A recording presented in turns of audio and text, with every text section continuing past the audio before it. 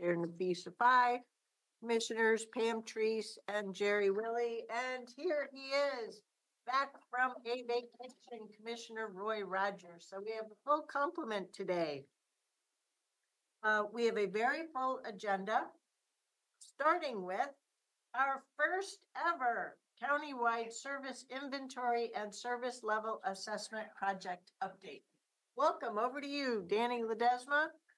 Good afternoon, Chair Harrington, Commissioners. As you said, my name is Danny Ledesma. I'm one of the Assistant County Administrators, and I'm so thrilled to be able to be here to offer you this presentation and an update about our county's effort to develop a service level, both inventory and assessment. I'm going to try to channel our County Administrator, Tanya Angie, is that we've been on a journey.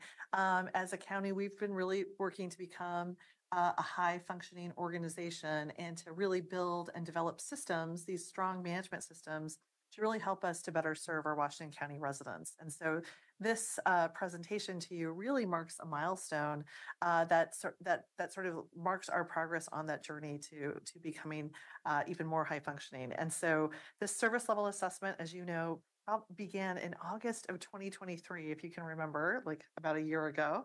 And this was Chair Harrington said, this was the first time that we've done this. And it really has been, and you'll hear more from Jordan about what a great collaborative One Washington County effort. I hope that you'll take away from the presentation not only the success of having this really important compendium of our services, but also really get to hear about all of the hard work and collaboration that our county leaders put into doing this work. It was really just an excellent example of how our county leaders come together and take on the work that they know is going to take a lot of time and effort, but they can really see the value of it in the future. And that sort of like really common aspiration to build those systems so that we can more effectively serve our community. So I'm going to turn it over to our fearless leader on the team, Jordan Henderson. Jordan is a partner with Marina and Company and it's been delightful to work with him and the team. And they've really sort of adopted our Washington County values and approach to this work. So go ahead and turn it over to you, Jordan. Thanks, Danny. Yeah. So as Danny mentioned, I'm Jordan Henderson, a partner with Marina and Company. And I'm really, privileged to be here on behalf of a lot of people who put a lot of time and energy and commitment into this work, both back at the Marina and Company base, but also here, county leadership and staff have dedicated quite a bit of time. And we're going to talk about that here to get us to the point where we're at today. So thanks for having me. We'd like to spend a little bit of time just talking about the overarching project purpose and objectives for this work. I think it's sort of known at a service level, but there's a lot that goes into doing something for the first time. And as Danny mentioned, and Chair, as you mentioned, this is something the county's doing for the first time. It's also something that not a lot of organizations are doing and have undergone. And so we want to talk a little bit about the overarching purpose and objectives for this work. Also going to bring you up to speed on the project approach and methodology that we've taken to get us to this point. And we want to spend some time celebrating the wins and the outcomes from phase one, which is focused on establishing a countywide service inventory. And then we'd like to bring you up to speed on our progress today on phase two around service level characteristics and as part of the service level assessment, and give you an idea of where we're at and where we're headed with that work. So the purpose for this work that we've been carrying since August 2023 is to develop a comprehensive inventory of county services complete with corresponding service characteristics. And there's two sort of discrete objectives to that work, and we've split those objectives into these two phases. Phase one, the service inventory, is seeking to answer the question of what does the county do? Phase two is hoping to add some characteristic information to that service inventory around things like geography served, so where are services being provided, community served, which is how is the service being provided and who is the service provided to, equity, how is equity being centered in the delivery of the services, funding, how is the service funded and what does it cost to provide the service, and then around mandates, which is trying to get at why the services are being provided. And since this encompasses a lot of different aspects, we're also trying to be clear of kind of what the scope and limitations of this work that we're working on right now are. And so this project will develop a comprehensive list of services, and that's both core government operations, so internal as well as external services. And then it'll also develop a current service level baseline, characterizing those 5 areas that I mentioned on the last slide. Our work as part of this initial 2-phase project does not assess level of community need, does not make recommendations on service levels, rank or prioritize services, or make any budgetary recommendations or present detailed budget options. And so we're going to bring you up to speed at a more granular level on the approach that we've taken. But at a very high level, we're at the spot where we are working through service level characteristic information. And that means we've gone through quite a bit of work. And that includes all of phase 1, which is designed to identify county services and answer the question, what does the county do? That's the service level inventory phase of this work. And we're in the middle of the service level assessment phase, where we have begun collecting that information and are working through it to make sure that we validate and review the information before finalizing that management system and making a full set of data available to the county for its future analysis and decision making. So phase 1, what does the county do? And the question when we started over a year ago, or just about a year ago, sounds really simple, right? What does Washington County do? And as you all know, and as county leadership and staff know, the answer to the question isn't simple. There's a lot that goes on here and a lot of amazing work. And so we started this with initial research and information gathering just to understand what the breadth of services are across the county. Tried to cast a really wide net so that we as a team knew what exactly the full spectrum of services might look like. And then we did some research to identify whether there's best practices around defining services within a local government structure. There are a couple of examples, but there is not a deep bench of examples of people doing this kind of work. So what we did is brought back that information and convened an internal oversight team, which has internal subject matter experts and representatives from different departments around the county to work with us and begin workshopping an initial framework for defining services. After defining an initial framework, we scheduled and conducted work sessions with 25 individual department and or program leadership teams to work with them and identify what an initial list of services for their area might look like given the framework that we were proposed by the internal oversight team. And after compiling an initial service list, we then brought that information back to some small focus groups and had to start contemplating what the next phase was going to be asking. So when we think about defining service characteristics, one of the things we learned that I'll talk about more on the next slide is that there's kind of an iterative approach to defining the right altitude that we're trying to identify services at. And so what we did is spent some time trying to think at the end, what are the questions we'd like to be able to answer with service level characteristics? And then how does that change how we might go about defining services?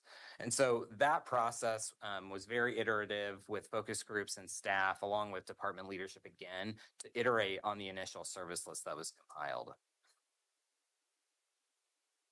And so that iterative process that we're talking about became really evident as we started to envision the end of this project and start thinking about what does this management system do when we have information around service characteristics. And what we found is that if we started just thinking about the service inventory, we might develop a really comprehensive list of services at a level that would create an enormous amount of work and complexity for staff to try and answer those questions. Then if we started with the service level assessment and said, okay, well, what are the types of questions you'd be able to answer? It might impact the way we go about defining services. And so we went through that process with focus groups and department involvement to try and identify the right level. And what we went through was what we've called the Goldilocks exercise for this project and identified the sweet spot for defining services. And so what you'll see here are 3 distinct areas or 3 distinct levels that we've been able to define services at.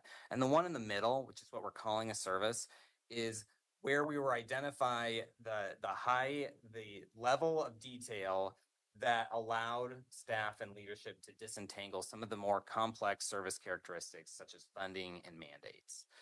And we know that in some cases that was more granular than maybe we wanted because we were trying to define services in a way that's relatable to a member of the public that experiences. And so we were able to identify a slightly higher level of roll up that we're calling the community experienced service that we can use to roll up some of the more granular services into an area in the final deliverable that might make sense to somebody who actually experiences it. And on the flip side, all the way to the right, what we found in some areas to be able to answer really clearly about funding streams or mandates or geography, sometimes we needed to go to a very, very detailed level. That's what we started calling the activity level. And as you'll see, the amount of work to go about answering questions at that level would be fairly significant. And so what we've done is identified the right size in the middle of about 300 services across the county that bring forward the level of information that fits the needs for this management system. And so in totality, what does the service inventory do on its own? Well, it does some really powerful things. And what it does is it helps tie services that the county is providing to some of the values that the community is experiencing. We tried to use a verb in front of all of our services to help communicate what's actually being done to benefit the community. This information also helps build awareness around the depth and breadth of services. So when you're having conversation with folks about, wait, what exactly does this department at the county do? It gives you a list of services that are understandable and relatable terms that can communicate the full breadth and depth of services. And so then the last benefit is being able to communicate some very technical work into relatable terms. So of the 300 services, what does it look like? And so the product of our conversations with each department is a certain number of services, and we'll share some examples on the subsequent slides, with a full portfolio of services for each department. And you can see here that that generally speaking, most departments are somewhere between 0 and 20 services, with some exceptions when you look at health and human services. I think as you start looking through the service list there, which there is a full appendix of services included in your packet, you'll understand that some of the nuance around funding and mandates is what drove the need to identify the list of services in that way for that department. And when you look at number of services by portfolio, you've got approximately 105 for general government departments, just over 100 for housing, health, and human services, around 53 for public safety and justice, 23 for land use and transportation, and then it's actually 17 for culture, education, and recreation. That's a printing error.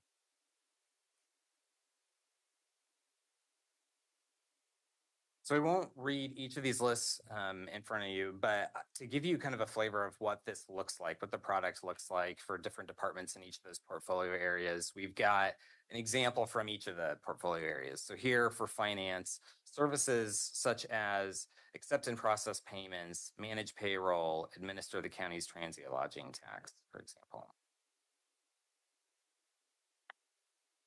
For housing, services around connecting individuals and families experiencing homelessness with different service offerings, administering federal pass-through rental assistance programs, for example, facilitate financing of affordable housing development for non-housing authority developers, etc.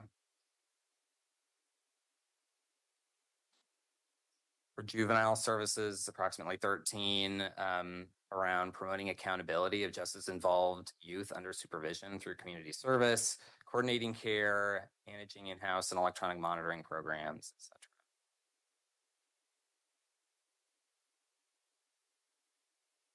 Slightly longer list for land use and transportation, but things around planning for the county's future land use needs or future transportation needs, all the way down to maintaining county right-of-way, enforcing state water laws, and administering state water rights and water rights information.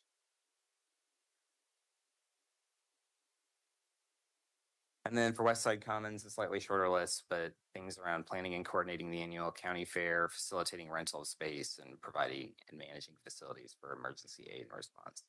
So would you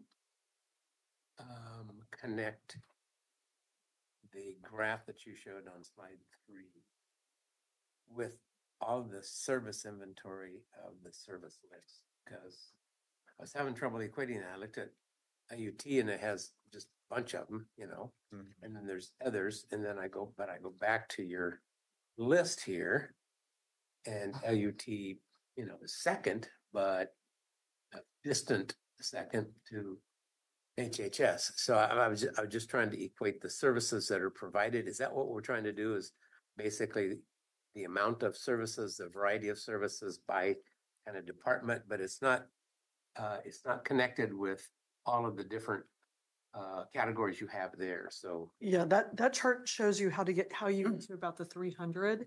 And so what each bar represents is the number of services in the inventory. So LUT has 23, and you saw, so this is, if you look over on the very far right of the graph, you see that LUT had 23, and then Jordan provided an example of what those 23 are.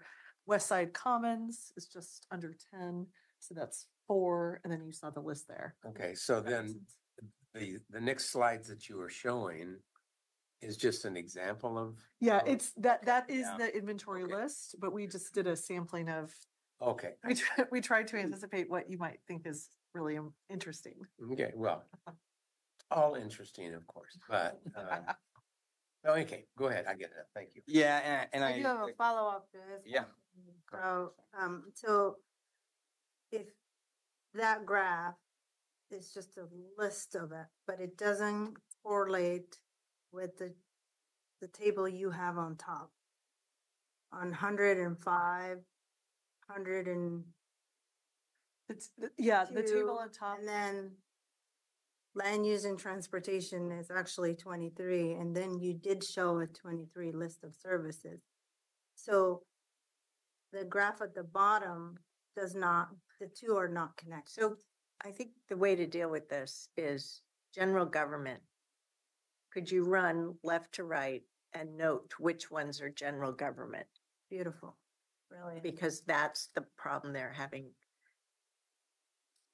So general government is assessment and taxation, county administrative office, office of sustainability, OEICE, communications. I think county council is in there, information technology, finance, fleet, facilities, fleet and parks, and human resources.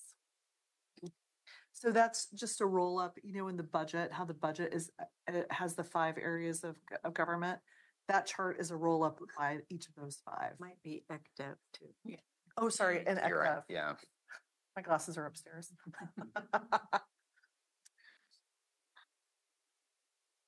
That's better. I understand that better. Thank you. Yeah.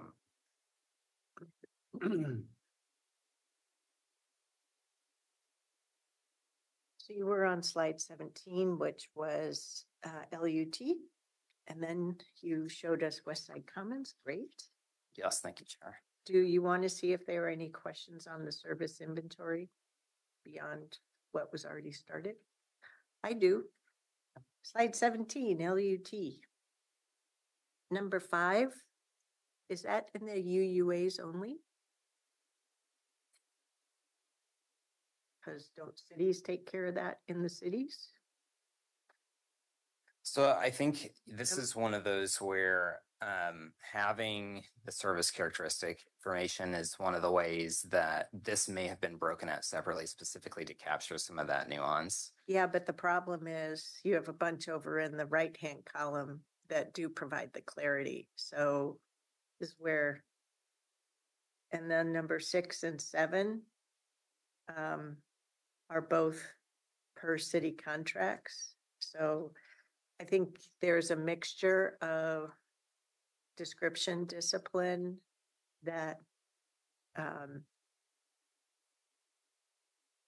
seeing it this way will continue to be difficult for us as decision makers moving forward, which was my other question on slide 12. I appreciate which is titled Phase 1 Service Inventory Outcomes. Next. The other way. I actually have slide numbers that I can see. It's the graph. No, no. 300. It's this one. The Goldilocks one. There we go. No, it's the one after the Goldilocks one. Someone to explain why it's a Goldilocks. Am I missing something here? Did I not read any books? The, Possible. It's always just. Just right. we're trying to get just Yeah. right. Yeah. The porridge effect. The porridge effect. Yeah. All right, okay. Did you call? questions? Yeah, I'm on my question. So my question on this slide, so very community focused. You sort of forgot the fact, or this slide doesn't reflect that we asked for this as decision makers. And so what does this information help us do? You might want to make sure decision makers with our use gets at it. Otherwise, it's just a fancy set of information. Okay, would you give me some detail behind that, which you're just asking, because I didn't follow what you're asking. So the reason why we have this whole service inventory and assessment going on is so that we, as decision makers, have a good baseline of data for which to make future focus and other decisions. And the slides under service inventory didn't capture that as an intended audience. So you would be very successful in those three. And I've done this before and still have information that is inadequate for decision-making purposes. So that's why I wanted to point it out. I'll hold my other questions through the assessment area. Did you have a question? I did. You have to forgive me. I was in a plane and in an airport for over 27 hours, and somehow my hearing, I'm only hearing about 1/3 of volume. So it comes and goes. I don't know. It is very strange. We hope you had a great vacation. Yeah, it's very interesting. I can share. But anyway, I don't know what it is, but it comes and goes on my hearing. My question is just to kind of ground me in understanding a couple of terms, and I didn't find the definition, so probably missed them, but maybe you can help me.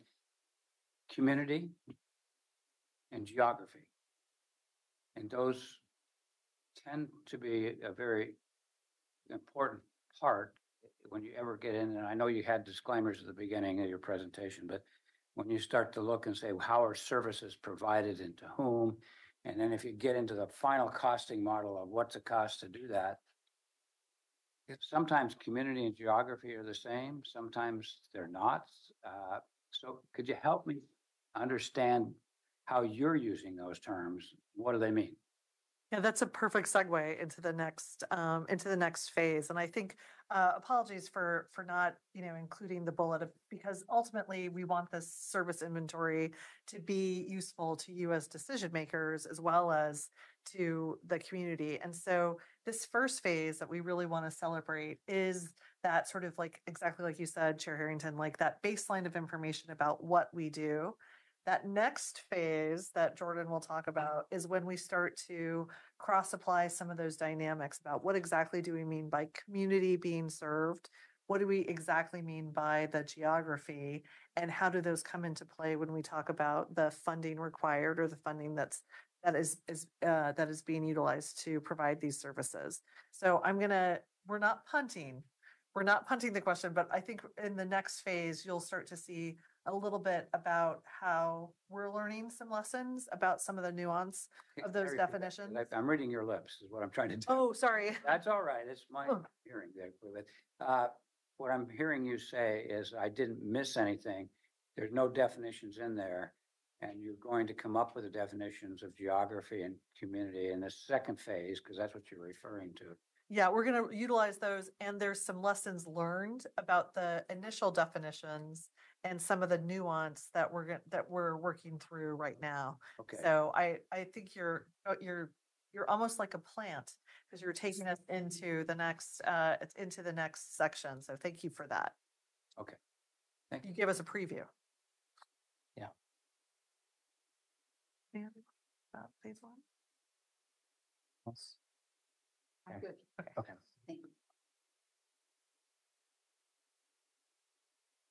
So yeah, phase two is really about trying to answer those questions. And as we go through the process, that was a learning exercise for everybody, was trying to define what do we mean when we talk about some of these things, like where, who is being provided service. And so walk you through, similar to phase one, the approach that we've taken, and can give you an update on where we're at. But the beginnings of this phase started at the same time where we were trying to identify the right level of service to define. And it looked like having work sessions again with our project leadership team and internal oversight team to start thinking about what the end use case for some of the data is going to be. And some back and forth to begin talking about what do we mean when we talk about where? What do we mean when we talk about the community that's being served? And with that, we created a list of comprehensive questions and have brought that forward in an initial format to some subject matter experts and some staff to begin reviewing. And the survey tool that was built in Qualtrics. And so we did some internal subject matter review in a variety of forms to understand whether the questions that we were asking met the end use case, brought forward data integrity, allowed us to gather information in a way that we can use the information consistently, and then provided a view of equity and made sure that the way we were asking questions captured some of the important characteristics with respect to equity. And then we did a process of testing the tool with different services. We tried to identify a blend of services or a mix of services across the county that were identified that presented some unique challenges in answering some of these questions, to try and make sure that before we rolled the survey tool out to a broader audience, that we were asking questions that captured the data we wanted, but also made sense from an operational standpoint. And so after going through that testing process, we finalized the tool and ended up distributing over 300 unique survey links, one survey for each service that was identified in the service inventory phase, and conducted a pretty extensive period of training and technical assistance to try and get ahead of some of the questions about definitions, about the intent for questions. And at the end of the day, we asked staff and many times for one service to answer the questions for the service level assessment, multiple staff had to be involved to share perspectives on things like mandates, funding, equity, for example. And so while it's difficult to say how much effort went in, what we do know is that in total, county staff answered between 6,000 and 9,000 questions, depending on the nuance and complexities about each service, trying to begin to gather that service level data that makes this management system useful moving forward. And after doing that, we've had a chance to digest and synthesize the information. And we have some lessons learned that Danny alluded to earlier. And that's that there are differing interpretations and definitions that require some even further conversations to make sure that we arrive at a place where we have consistently captured information regarding funding and mandates, for example. We also saw this as an opportunity to have conversations and build common understanding, so that as we move forward and as you make decisions, everybody's coming from a similar place from what we talk about when we mean where services are provided, who they're provided to. And we also identified a couple of services that just had trouble fitting in the box for this exercise, that we need to have some future conversations around to make sure that what we carry forward to the end of this work is fully representative of what the context around that service is. And so the vast majority of services fit within the framework we were trying to gather information. Some did not, and we identified those and have a path for moving forward for many of those.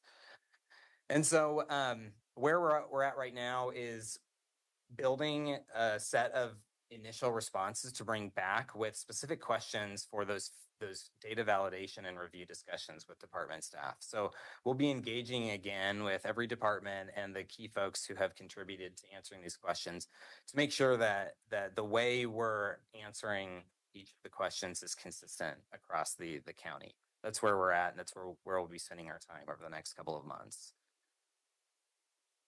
And so, what does the service level assessment do at the end of this? What are we looking forward to? And this is a high level bullet list, but the hope is that the service level assessment data will help establish a common understanding of current service and service levels.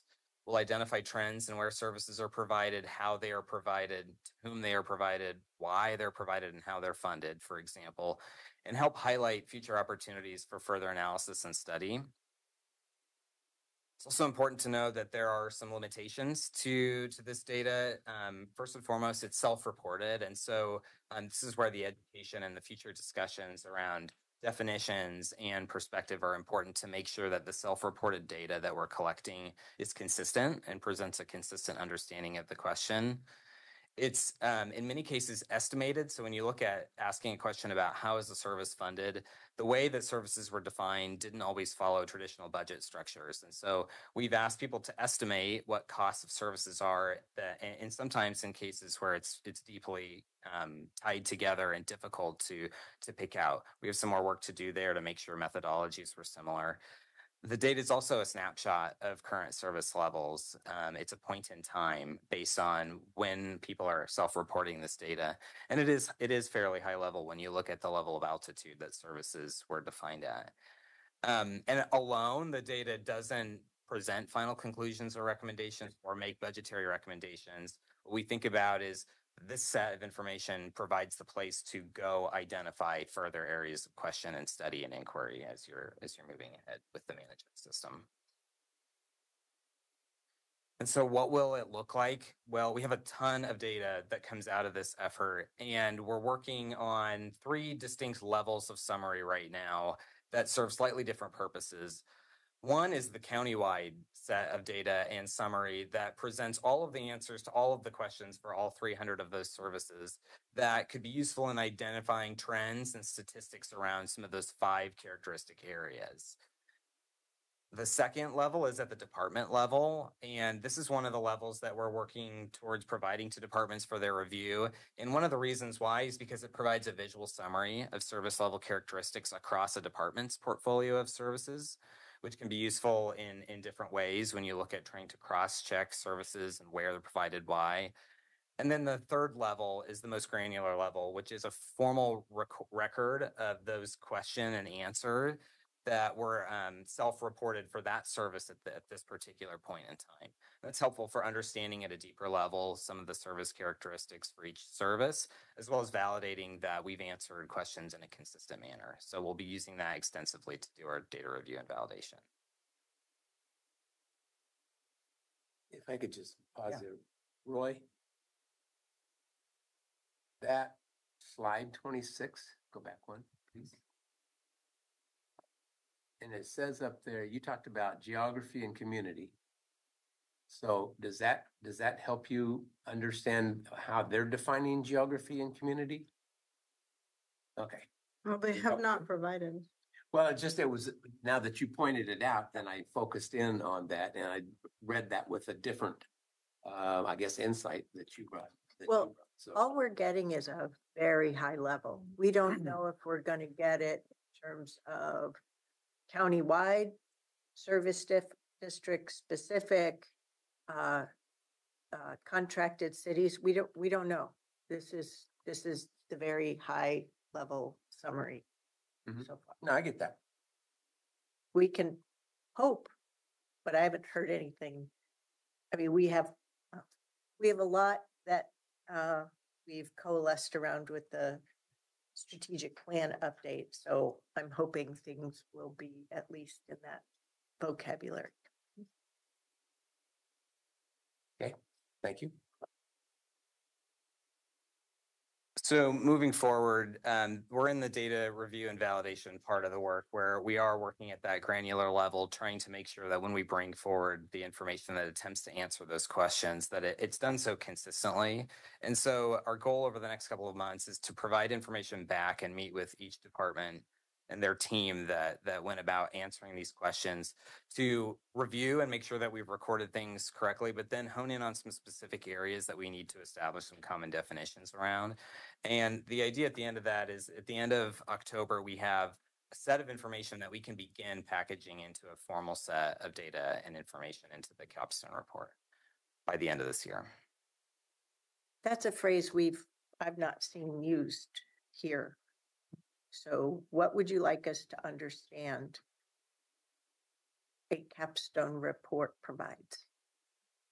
Yeah, I think at a There high must be level. some meaning in titling it that way. Yeah, that's a good question. That's the nomenclature we've been using even back through the RFP. And what it is really a summary report talking about the methodology that was used, framing out exactly what questions were asked and why, so that then the data, when you're in use, it stands on its own because of its context to it. So the report is really focused on creating the context about how this was compiled and why it was compiled in a certain way. The data that will be packaged with that is what becomes, the value in many cases moving out of this. So Basically, capstone report, meaning the whole report. yeah. of Mm-hmm. this project. Yeah, a summary of phase 1 and phase 2. Yeah. Keyword summary. Been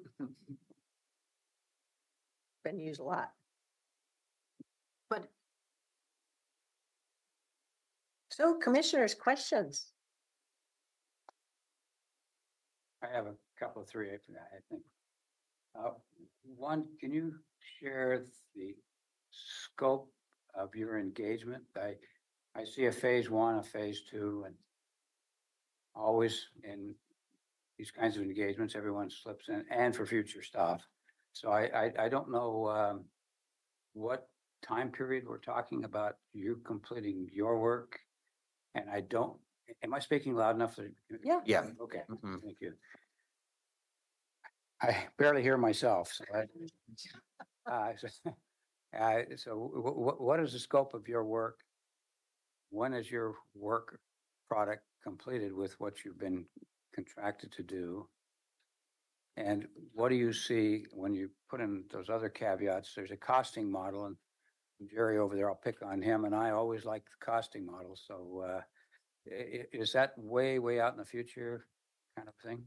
So the end of our scope for these phase 1 and phase 2 is that completion of a final validated and consistent set of service level characteristic data, which dives deep into each of those characteristic areas that we've talked about, and then the report on top of it that provides information on the approach, the methodology, and the context around why it was done in the way it was done. We're hopeful that that's done. The data is validated at the end of October, so that report is done by the end of this year. And then we have an additional task focused on identifying the additional analysis that may be relevant based on questions about the data and how we use that. And so that's the specific questions and analysis that would be using the data that's been compiled is still one of the things that needs to be identified and discussed. But there is a task moving into early next year to identify ways that we can dive deep into the data. So I'm trying to tease out what time periods we're talking about. I'm just for my own. When your scope, your 1 and 2 process is done, I'm hearing October, November. Is that? Yeah, the idea is Okay. that those phase 1 and 2 are done this calendar year. Yes. And then my final question is to you, Danny. And you've said it well in your slides. I mean, this is self-reporting, and we're kind of saying how we see the world. If I've learned anything out of all these years, we're a general purpose government, and what people see us doing is running schools and running this and running that, none of which we do. But with general purpose, there's such a broad misunderstanding of what we do. Is part of an analysis down the road to do something other than just self-asked questions, because we kind of get whatever answers we already know we have answers to. We don't know what the public is thinking. Is that a phase 3 or 4 or something? So I think there's been a lot of conversation about sort of how do we not only ground this management system, but our strategic plan update, the priorities that you and your colleagues are setting with community opinion. And I think the county administrator is working on something like that. But I think the idea is that we want to, for this project in particular, is to make sure that decision makers, both at the policy level of the board as well as departments, have a better sense of the whole set of services that are provided with an analysis of each of those characteristics. So that when, say, decision making time comes around budget, around staffing, around contemplating new services, or maybe not doing services before, that information is all there, and that analysis is useful and comprehensive.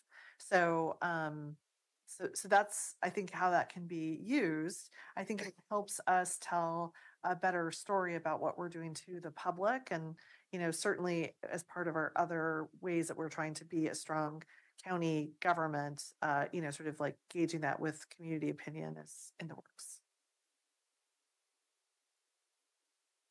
I think there will be more discussion. Anyone else? Questions, comments? I do have a question, but Jordan and Danny, thank you for joining us today, and great presentation. Your documents and materials you provided was very thorough and very easy to follow. I thought it was going to be very dense because there are a lot of pages, but very well put together, and thank you for your service. The question I have is around the mandates. Why services are provided, yet the limitation is you won't go into compliance with services. Is there a reason why that is being disaggregated or separated? Yeah, so if I'm understanding the question right, we're seeking to identify the root mandate or not of specific services to answer the question of why, but why aren't we also trying to identify whether We're in compliance in some of these services or not? Yeah. So that's a great question. And we've asked some general questions to try and get a sense for whether the staff and the department that's responding to it believes that the requirements are being fulfilled. One of the complexities about identifying the right level to gather the information is that in some cases, one of our 300 services may have multiple mandates that play into specific components of it. And so it's not always as simple as a yes, no in terms of compliance to one mandate, because there may be multiple. There's also some different arrangements about mandates that make it difficult in a sort of a black and white way to try and answer that question. And so since it is self-reported, and one of the areas that we know we have some work to do in developing common understanding is around, okay, well, what is really a legislative mandate if it comes to us in a different form, whether it's through contract or something? And then how do we assess whether we're fulfilling that? It's one of those areas where further analysis and study could be required to untangle some of the really complicated scenarios that are difficult to answer in a survey format, if that helps answer your question. Yeah, it does. Thank you. And then the other questions I have, one is about the framing of a community services, and then around the self-reporting. Will there be, since they're intertwined, will there be an opportunity for a community facing aspect of our services to also self-report or participate in that line of self-reporting? Yeah, I think when we thought about how we could go about defining services, one of the possible use cases moving forward is to use it to better communicate to the public what the county does, which is why we talked about that higher level of roll up. I don't know that that's necessarily part of these initial phases, but being able to communicate in a more public facing way what's being done and then summarize at a higher level is one of the options that we wanted to be available, which is why we kept it in mind as we went through the service inventory. But in terms of self-reporting data and characteristics, we focused internally on answering operational questions for now. And then my last question is the question settings, the interview questions, the phase one versus phase two as well. Since this is sort of a board directed initiative, what do you see your role in setting the questions?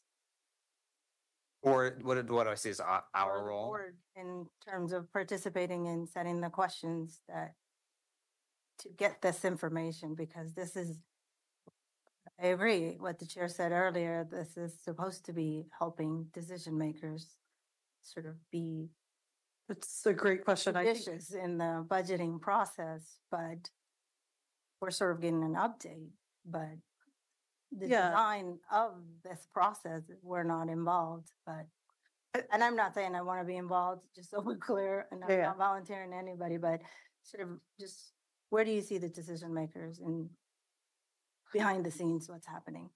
That's a great question, because I think part of wanting to give you this update of where we are now is to kind of share a little bit of the like these lessons learned, like by being self-reported, the nuance of some of the definitions and some of the approaches that our amazing staff are taking with this is rather it is time intensive. And so as you look at those characteristics that Jordan described, this is a great opportunity as we go through the data validation.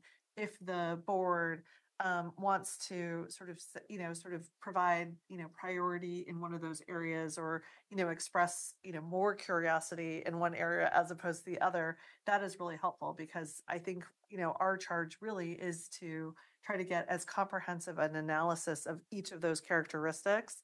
And, if there is something that is more important or something that is of more interest, this is a really good time, and why I think we wanted to, kind of have this presentation while we were still in this at this point in phase two, to be able to get that. So, And I think final request, or not a request, but it's sort of to think about for the next presentation that you do to us. Perhaps we're not boots on ground, right? I think the best way to get that experience is to hear the themes and lessons learned, what you heard. So if you could bring that and sort of bring it to life to this board, we'll be really greatly appreciate your next phase. Thank you. Yeah. Commissioner Teresa Willie? Thank you, Chair. First of all, it's a lot of information. It's a whole lot of information. And as I look at this, I was curious what was this when you did the survey? You said that there were 6,000 responses or something like that. Was there a general? I'm curious about the staff's response to the questions. Was it, what the hell are you doing? Or what the heck are you doing? Excuse me. Or was it, why are we doing this? Am I wasting my time over here? I'm curious what, and how that communication occurred. Yeah, that's a great question. And that was one of the reasons that we spent quite a bit of time trying to test questions according to different, service cases across the county, knowing that the exercise of trying to answer what look like fairly simple questions about services that we know just aren't this simple can be scary, can be frustrating even. And so in many cases, the conversations were really productive, because the feedback allowed us to help identify ways of asking the question that allowed people to really represent what they know are appropriate details for their services. And so that collaboration allowed us to arrive at a set of questions that was better than if we had done it without trying to understand what it looks like. People were also really willing to go through the exercise and spend the time and ask really engaging and thoughtful questions. And, their work is the reason we're here to even have a conversation about where we could be heading with it. So, Were there times when they questioned why we're doing this? Not the project, when they look at their own list. It's like, I don't know why we do this. Or was it? That's a great question. Well, there was like also like an interplay. Remember how we were trying to get to that just right number of Right, services? right. So I think early on there were some departments that had like maybe a larger list, and then they saw that number of questions for each service, and maybe that's how they helped that they were able to get to a process of like prioritizing or getting to like what was more essential, given that interplay between the number of services and the number of survey questions. So I think I think I heard more of that, of sort of like, well, wait a minute, is this an activity? And you know, how essential is it to list this as a service and to have that analysis for each one of these? Thank you. And as I looked through the list at the end, it was a good reminder to me, you know, oh, yeah, I'd forgotten about that piece. And so it's comprehensive. Yeah, the only comment I'd make would be what Pam just said, that reading the appendix inventory was interesting. A lot of stuff there and everything else, but I think it's a good foundation, and I'll look forward to phase 2.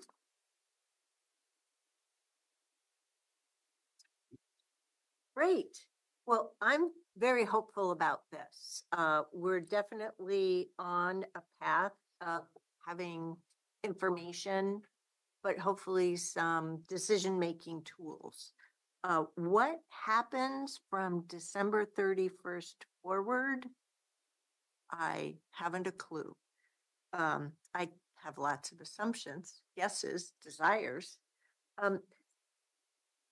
I think every staff member and all of our partners know through the course of our budget experiences over the last few years that the demands for services is greater than our resources. Resources being summarized as money, people, time, right? There are only so many hours in a day and days in a year. So we know we're going to have to really focus on what we're trying to do. And that's the fundamental reason why we're doing this project, to figure out how to do what we do at least satisfactory and possibly well, right? The system use of all of this is still something that is unclear to me for 2 decision-making audiences. One is management, and the second is the Board of Commissioners. And I would like to see that reflected here, because a paper document isn't going to do me any good, right? But additionally, there are categories, maybe, to use some of your phraseology, that I'm going to want us to be able to have conversation discussions around. For example, our strategic plan, our budget is where we put the strategic plan into action, right? And so why are we providing some of these services isn't just about where and to whom, right? We have a state legislature who for the last couple of years has been pretty comfortable with issuing additional mandates or requirements. We also have some state departments in administering the laws and the statutes, offering grants that have a required level, but then an enabling level. And we're not always included in the pursuit of those grants. And so maybe we have to look at, there's different levels of requirements. Is it mandated by the statute, or is it required from a grant? Those are different levels. We're going to need to have access to that level of visibility, potentially, to, in some areas, at least have a common understanding across the board, or because we're going to have to make certain, certain decisions about what to focus on and what to do just the minimum to get by on. There could be some base level, a service level as required by the ORS definitions. There could be another level of service that's defined by some particular BKM or association level. We could document that there are some where we're exceeding or perhaps overachieving to the requirements. Knowing that isn't a bad thing, right? Because we may consciously decide in a variety of areas to keep doing just that. But we won't be able to make those decisions consciously if we don't know. In the most black and white terms, and there are lots of shades of gray, right? You only have to go to the paint store to see that. We need to be able to question the status quo, with the status quo being what we're currently doing, right? But this work, this journey that you've been on to date is providing that base database foundation. That foundation, that's right, that word was used to enable us to go further, go beyond in terms of our understanding and decision making.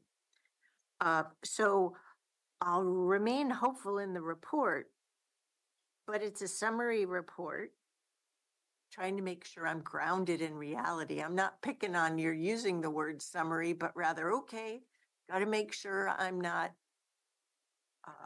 that my expectations are calibrated to the situation. And I'm not feeling confident that I've hit the mark yet. So I'm just not sure in November and the 3 weeks that make up December what I'll have to interact with. Yeah. That's all. And there's nothing that's been presented to say, okay, well, we're going to workshop this with the board, because we do that in places like roundtables and whatnot. So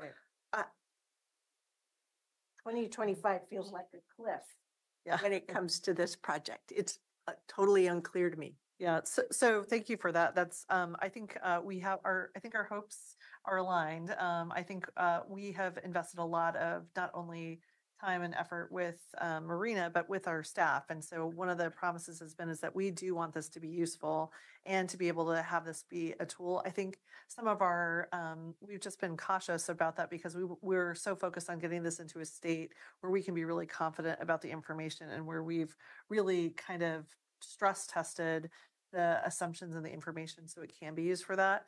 As an ancillary to this project, we've been sort of going along with ELT, thinking about just like our strategic plan, how do we socialize this? How do we take this tool and move this in? And so I think I'm hearing a great opportunity to give you all an update about that work as possible as well, because I think we really do want this to be valuable and useful to be able to continue to ask the difficult questions about this current context that we're in. So what I'm getting out of this is you might want to think about how between now and the end of August, you have some individual briefings to look at some data, just project it up in a conference room and see, take a sampling and say, what does this tell you? Or what might you want to be able to understand in this particular arena?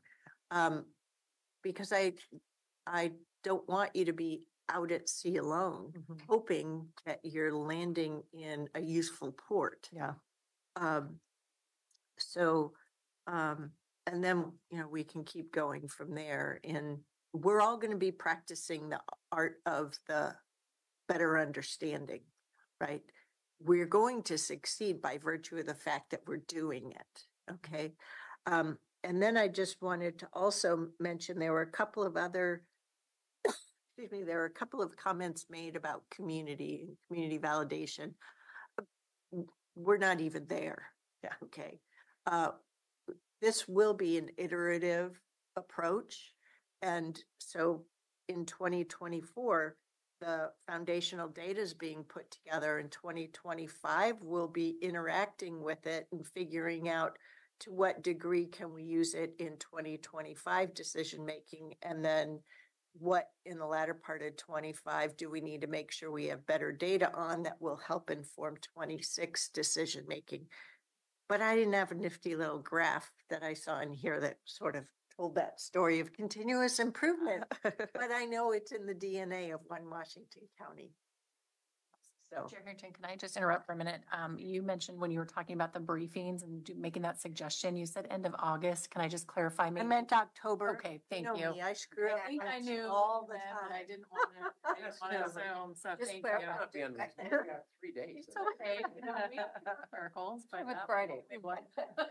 No, I was looking at this October 30th and thinking one thing and saying the other. So Kat, thank you for always catching me on that. I don't intend to make that didn't hear mistake. I just do it. I did, I heard it, I was wondering. I was thinking schedules and like, oh. I felt it. I felt it by Jordan's reaction. It's August? Oh. No, sorry about that.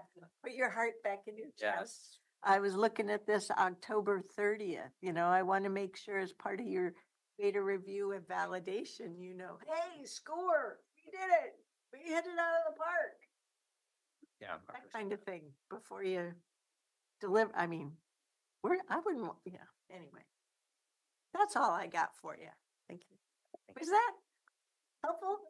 Any last things to be said beyond all the thank yous and here we go? And You know, I think giving the commission, giving the staff, and those of you that are doing this work, this is a big deal.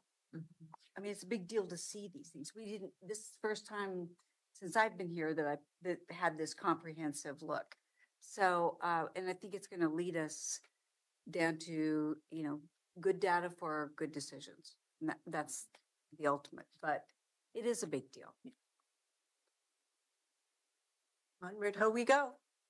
Yeah. And next, Danny gets to stay up at the table.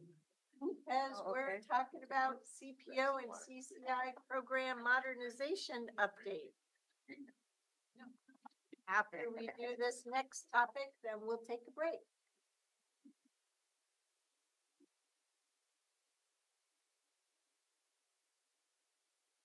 Hi. Well, hello again. My name is Danny Ledesma, and I'm an assistant county administrator. I'm a different portfolio hat at the moment.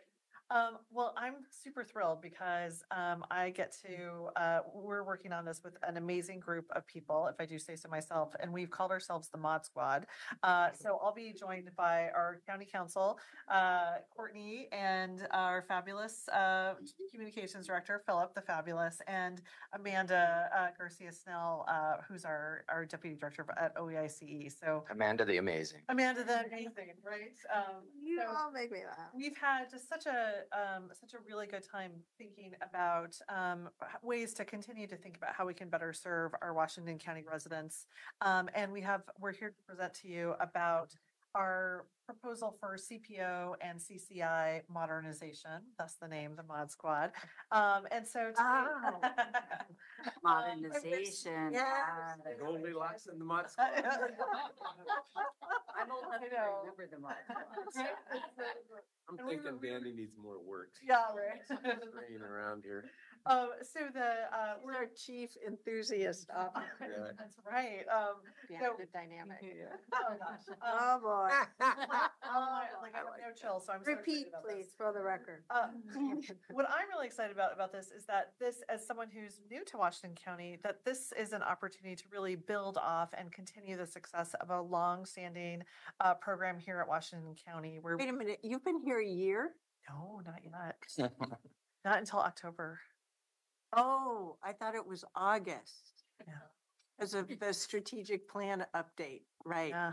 We kicked it off in August and then you came in for the second part of that. Got it. Yeah.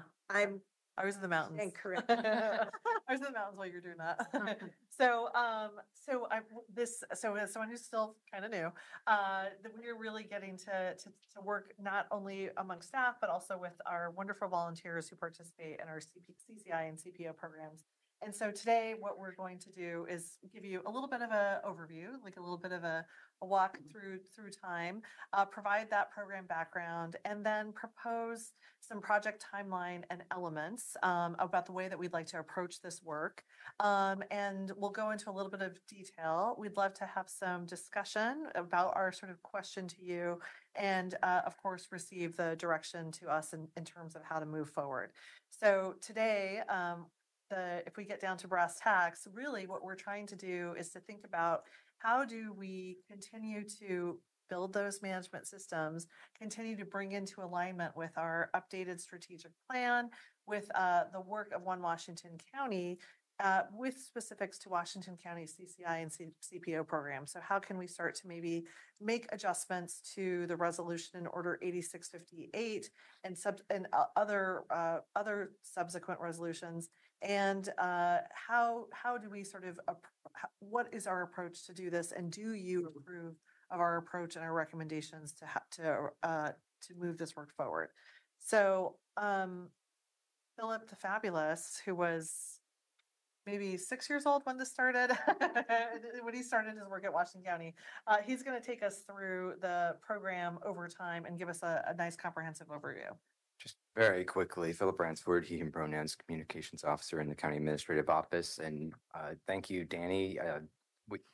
There's so much work that this program has done for the county in terms of providing input to your board and the organization as a whole. This is just a snapshot here that we were looking at the other day. This is from the Aloha Reedville project. You remember those days? I know there was pictures of you, Chair, in the final report that I found, but this picture was interesting. We have Bruce Bartlett on his knees there, looking at the map. I don't know if you remember that, Bruce, and Lyles Garcia, and just in front of Kim Armstrong, if you can believe this, is Amanda Garcia Snell with the purse, with her back turned to us on this day. Haven't changed a bit. Hasn't changed a bit, and neither has Stephen Roberts. He looks exactly the same. Where's Stephen? Yeah, he doesn't. He's not Off to holding the a left. caffeinated beverage Oh. in this photo, but we do recommend. No, Stephen looks different. So in terms of just looking at the kind of the policy structure for the program over the years, there's a lot of ways to look at the rich contributions of the program, but this is one way to get down to brass tacks here, is to think of the program in its days early on, where the state of Oregon was really breaking new ground with how it was developing its land use system. And in those days, there was need at the first, as I understand it, at the city level, but ultimately at the county level as well, to develop community plans. And that's where this all started with. The CPO program was born out of that effort in the 70s and 80s, aligned with Oregon's land use goals. And that alignment included Goal 1, which still to this day is called citizen involvement. As that process moves forward, the planning staff, as I spoke with Brent Curtis once upon a time about how this all got started, he relays how the land use and transportation, well, it wasn't land use and transportation then, I think there were two different departments. Yeah, you remember that. But the idea was, okay, we have so many planning staff, we need to develop these community plans. So somebody in a room somewhere walked up to a map of the county and just drew a grid, and they made these areas where they were going to really engage the community in order to come up with the community plans. And that effort was how this got started with the first CPOs at that time, as codified in RNO 80-108 here, community planning organizations. So it was part of that community planning era of Oregon's land use history. And the county, if you look back at how that came to be in Oregon, there's a real linkage between citizen involvement and education. And so the county looked to our partners with OSU Extension to be the first providers of the program. That's where the staff for the program originate, and that's codified in that RNO there in 1980. The next and really last foundational description in terms of policy, in terms of structure from the Board of County Commissioners comes in 1986. And we know from the strategic planning update about the history about Washington County, how that period of time was foundational too. It actually reminds me of this time, where a lot of things for the county were being fundamentally rewired in 1986. That was the first strategic plan that was adopted by the Board of County Commissioners, was back in that time. Well, that's also the time when this comprehensive policy document, RNO 86-58, was adopted by the board. It gave the contours at a more detailed level than anything else then or since of what was then called, renamed, citizen participation organizations. So that's the basic framework, the constitution, if you will, for the CPO program that we're still living with today. There have been other RNOs, there have been midden orders, there's been lots of other things that have happened. For example, a funny thing happened along the way here in 2014. Oregon State University let us know that they were no longer wanting to provide the program, provide the staffing support for the citizen involvement or the CPO program. So there was a task force that was stood up. It included member participants in the program, it included others like Pablo, it turns out, from our government relations team, was a member of that task force. And the transition planning team, as it was called, I should say, finalized their effort in 2016, and the decision was made by the board at that time to bring the CPO program in-house. It would be part of the county administrative office.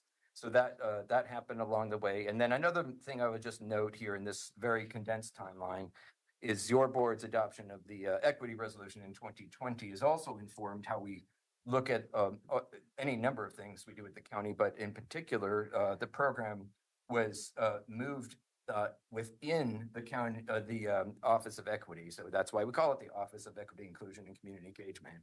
So that's just a quick march down memory lane.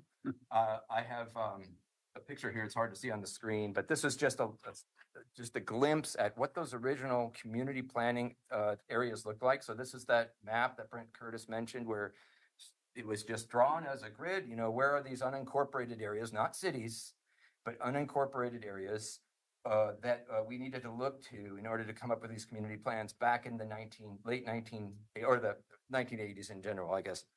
And so with that map, I can give you a link for if you want to drill in more detail. But note that there is no rural area and there's no incorporated urban area. It's really this kind of footprint of unincorporated area that was part of those community planning efforts. Yes.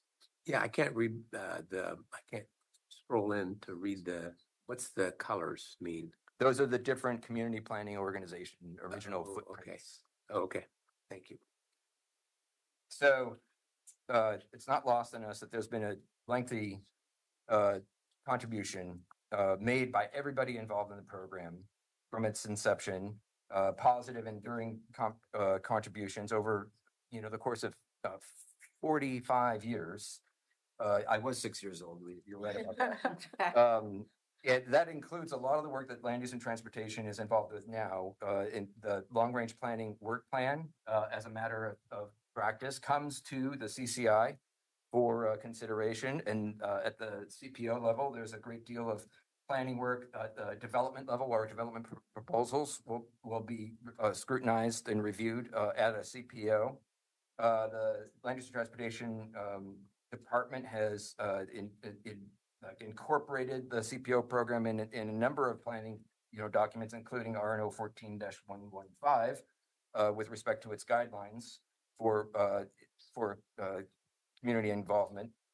And we have a laundry list, and I was just reminded earlier to this briefing that this list is not complete. There are many partner jurisdictions that come to CPO meetings to inform that particular part of the community about what's going on. And we have, of course, the Sheriff's Office, Clean Water Services, our water district partners, our firefighting district, the big one, and probably other ones too. It's been a while for me. Parks, TriMet, Metro. The list is pretty lengthy in terms of County service districts. county service districts are our very own ones. So that's a quick overview of some of the policies. Yes, absolutely. So I'll just touch on the timeline here. And as Danny mentioned, I'm Amanda Garcia Snell, Community Engagement, Office of Equity and Inclusion. So this timeline, you have had a chance to see this before during the briefings, but you can see here that we're in the yellow box 2024 in August. And this work session discussion really launches our engagement period. So through the end of the year, we will engage CCI, CPOs, and the broader community. We plan to compile that input and then share it back with you all in early 2025. And then with the input we receive from you and that engagement, the input we receive from community, that will inform the first draft that we hope to bring to you in spring of 2025. And assuming that we stay on track with the timeline, we'll plan to bring a final draft to you for adoption in early summer, and then would implement the new RNO guidance after that. Can I just ask a question on the last yellow arrow? Mm-hmm. Engage CCI, CPOs, and quote unquote other community. Since it's online, isn't it really broad community? Okay, thanks. Yeah, and we hadn't firmed this up when we put these materials forward for this work session, but now we're leaning towards 2 listening sessions in addition to a session at CPO leadership. But we'll talk about that a little more in the next steps. Neat. So for the record, my name is Courtney Duke-Dreesen, Interim County Counsel, and consistent with that timeline that Ms. Garcia Snell just detailed with you, and following our discussion today, we do over the course, our next steps over the next several months will be engaged with both the current program participants as well as the broader community, as pointed out by Chair Harrington, on several specific proposed project elements that are intended not only to anchor that good past work that we just went through, but also meant to align the program for the future consistent with the framework, with your board's current framework for all advisory boards and commissions. So these program elements that, again, we're going to detail with you next include modernizing the language for the program, providing a clarified mission, focus, and scope for the program, detailing minimum requirements for membership and eligibility for the program, explicitly stating the minimum requirements for conducting official program business, and then finally considering some updated guidelines for geography and boundaries. So the engagement process, as we've already let you know, again, will ultimately result in a draft RNO that will bring forward to your board that is intended to replace the previous RNOs touching on program administration and implementation. At the same time, once we have that RNO in place and we begin to implement the new program administration with the CPOs and CCI, staff would then be positioned to start to also implement and introduce some additional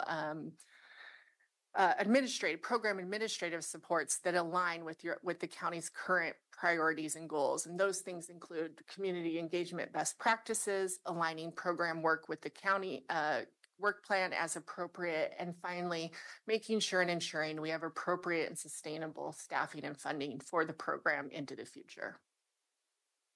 All right. So now we're going to get to some detail. Oh. Would you like me to wait until the end for a question? That's what we usually do. Unless it's going to affect how you absorb the subsequent material. We don't want you to be lost. Thank you. I'll wait. Okay. Well, so we're going to get to a little bit more detail. And so we're going to start with modernizing language, that first element. So the outdated language can be found in RNO 8658. We call it lovingly our millennial. It's such as exclusive gendered language. It's a it's about the age of a millennial. It references We're not supposed to make age and appearance reference. Oh, well, no, the age of the RNO is like about millennial. It's in that thing. So, and it's outdated language. And so we find that there's like exclusive gendered language. There's references to community members as citizens as opposed to community members. Funding sources that are no longer pursued, and references to our former partner in this work, OSU Extension, who was the program's prior provider. So what we recommend is that we work to modernize the terminology by, first of all, removing the outdated references. And we think that by doing this, a new RNO would provide alignment with our county style guide, so that as community members and interact with this program, they have that same consistency of language, as well as other current standards. And it aligns with, you're going to hear this throughout each of the details, is this sort of importance on alignment. As much as we can, make sure that all of our work is really aligned with the board's direction, the strategic plan update, and the county style guide on this one. So move on to the next one. Is this example that you gave there, is this what it is right now? Yeah, Exactly. RNO 8658. Yeah, so And you'll that's what see- we're going through, and we're gonna modernize as you. Yeah, so the image on the right shows the language where it uses both citizen and citizenry. We propose different language, and then like the chairman is an example of the gendered language.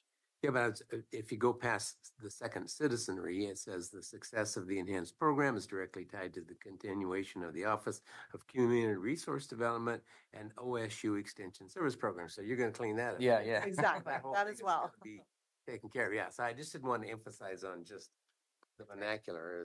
There's a whole bunch of subject matter in there that we're going to be cleaning. Exactly. Okay. Good catch. I didn't align the key document with the county's current and more inclusive approach. So moving on to focus and scope. When the program was established in the 1980s, it was focused on community planning in unincorporated areas. Since that time, it has evolved to include cities and cover a more broad range of topics. This creates confusion with participants, with staff, and our partners related to the program's role. It would be helpful to better understand what topics your board would like to receive input on from program participants. So with that in mind, staff recommend returning to a focus on land use and transportation planning under the scope of unincorporated areas of the county, and maintaining the CCI's role under Goal 1 of the Oregon's land use rules. I will add that since publishing the agenda materials last week, we have heard from staff and community members about the term long-range planning. It's too limiting, and so although it is present in these materials for today, going forward, we will replace it with land use and transportation planning, which we understand is a more inclusive term that accurately reflects that focus. So overall, this updated approach would help clarify the program's purpose for participants, staff, and our community and jurisdiction partners. And I just want to interject here. Many of these elements are ones we've already provided board direction on. So it's not like we're just giving it a thumbs up today. I do have a clarification question, but with Commissioner Trees, I'll wait. In solidarity. So then on the next one, yes. Okay, membership and eligibility. This is a program that is providing community input to your organization, and you do that, or to your board and the organization. You do that in a number of ways, but it's unique how the leadership positions are constituted in this program. So the leadership in the CCI is self-selected. There are elections that happen at the CPO level. And it's just, we're pointing out that this is out of congruence with how other boards and commissions that report to your board, provide you input to your board happen to be. So the thought here would be to create a new resolution and order that would allow the county board to appoint and remove members of the CCI, and then delegate, the thought here would be delegate the authority to the CCI to in turn, appoint members of the leadership of individual CPOs. And that would involve more inclusive criteria, as the entirety of how your boards look at appointments would be brought into this arena as well, is what we were thinking about. The updated approach would align the CCI and the CPOs with the same approach as other boards and commissions. And it would make clear that this is a highly inclusive program, removing citizenship status as a barrier to participation. So that's in essence what this is about. And that's in the RNO. It's not that's not what we practice anyway right now. I think you put your finger on it. Yeah, we're trying to modernize. The RNO. Yeah. Got it. So because CCI and CPO are created by official act of the Washington County Board of Commissioners, and they are authorized to make recommendations and advise your board within their scope, they are public bodies. However, staff have found that there continues to be quite a bit of confusion about what that status means and what it requires. So in the updated RNO, we would recommend being very explicit about the requirements of being a public body and how public business is conducted. This would include things like ensuring compliance with public meetings and public records law, detailing the minimum amount of participants needed to conduct business, the quorum requirements, further detailing the duties and obligations of leadership and running public meetings, and outlining procedures for making decisions, and then also delineating the roles between program participants and staff of Washington County. So obviously the rationale here is to not only comply with the law, but also to give clarity to participants of the program of their obligations and duties. And then again, further bringing the program in alignment with all Washington County boards and advisory commissions. You didn't talk in that just explanation. You didn't talk about some of the broader things of that we hold our OEICE office responsible for, such as discrimination and equity in those things. So that's all incorporated in this. Thank you for the clarifying question, Commissioner Willie. In addition to being public bodies, when members, especially in leadership, are serving, they are public officials, which brings in all of the government ethics obligations. And we could also clarify that our expectations are compliance with county policies, such as discrimination, harassment, and those types of policies that apply to all Washington County public officials. Yeah, Not unlike all of the 30 some odd other boards and commissions that we have. yeah, I completely agree with that. But in this particular instance, I wanted to make sure it was emphasized. Yeah. No, I agree with you. All right. And then so the last, oh, no. Oh, Sorry. So before we get to the last, we'll touch on geography. So the number of CPOs has grown since from the original 11 unincorporated areas designated for community planning in the 1980s to the current 17, which cover unincorporated areas as well as cities. The current boundaries do not align with commissioner district boundaries, and all of this leads to additional confusion among participants and partner jurisdictions, as well as with your board, as there are several CPOs that are represented by 2 and 3 of you, in addition to the chair who represents all of them. So this current arrangement also exceeds staff capacity to provide programmatic guidance across all of the active CPOs. So staff recommend... Which there are 13. Yes, 13 plus CCI. Staff recommend revising CPO boundaries so that there are 1 to 3 CPOs per commissioner district, and the CPO boundaries would not include any city and would be automatically adjusted for annexation and redistricting as those things occur. Revising CPO boundaries in this manner would support many of the recommendations already mentioned, particularly in clarifying the program's focus on land use and transportation planning and in unincorporated areas. So clarifying which district commissioner each CPO should be engaging with as well. It would also ensure that staff can meet the needs of the community. So just for clarification, you said not in cities? but I've got 3 rural cities. So, and 2 of them have CPOs. So would they be now? Those are city, first engaging on city programs and city topics. That's the city's responsibility. And I will just add that we recognize that CPOs serve this role for community as a place for service districts to provide updates or share out information. And so that's not lost on us. And we know that that's a concern of community and of some of you as well. And so we would look at, and this will be I assume some of the feedback we get from community, but we would look at could CPO meetings be organized in a way that the beginning is updates and the action portion of the meeting, or really where they're making decisions and providing their feedback to you all, would be focused on land use and transportation planning and unincorporated areas.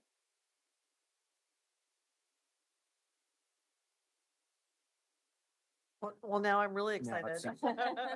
So, as Courtney talked about earlier, and as you've heard, a lot of this work is about modernizing the language of an RNO. But coupled with this work is some deeper, and coupled with this is an aspiration to continue to do deeper program development and improvement. As you've heard, continuous improvement is the one Washington County way. We want to try to make sure that we're a high functioning organization, that we're bringing in best practices, that we're aligned with our board's direction and our founding documents. And we think that this is a great opportunity for, at the staff level and at the programmatic level, to continue to think about how we not only resource and staff this program, but really try to think about how we continue to improve and really sort of build on some of the early successes. So coupled with this work around modernizing the language, bringing it into alignment, we also anticipate really thinking about how we can build on the great legacy of volunteerism, of community engagement and community involvement, and really apply those best practices and think about what would appropriate staffing and funding look like into the future as we do this. And of course, align to our One Washington County work plans that are aligned to our strategic plan update.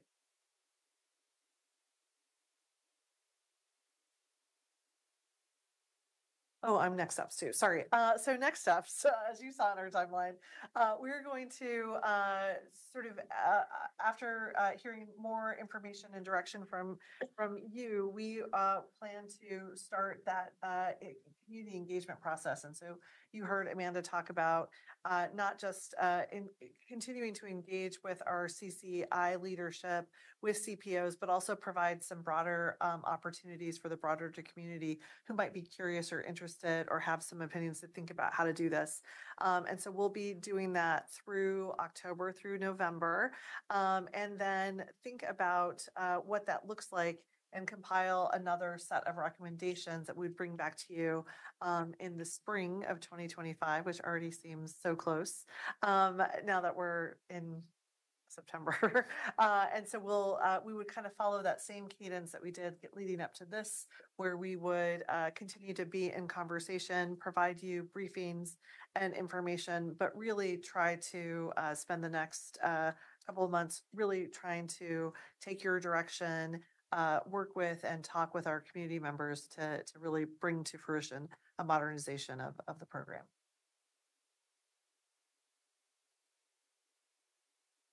So I think we would love to, sort of ask the question if you approve of the recommendations or if there's questions or more information that we could provide.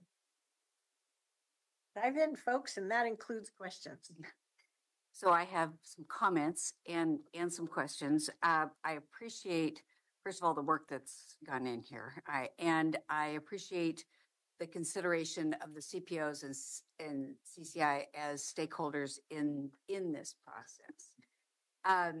The comment I made earlier about when I look at the modernization piece, I'm thinking about the fact that to some degree it's us, the county, catching up with where society has gone in relationship to the modernization of the RNO. And I just want to underscore that my interaction with CPOs has been that they are making efforts to not use the terms that are in the old RNO and that type of thing. Some of them, most of them. I said my. She said her. I said my I picked up interaction. on. Lucky you. So I did qualify that. So I just want to say that, I'm pleased to hear those things. I'm also pleased, I was concerned when I read this about the long range planning piece for the CPOs, because when I attend the CPO meetings, so much of the interaction is around current issues. It's reactive to what's happening in that area. So by calling this now LUT planning, that helps me understand that that's not being put to the side. It's incorporated into what we intend moving forward.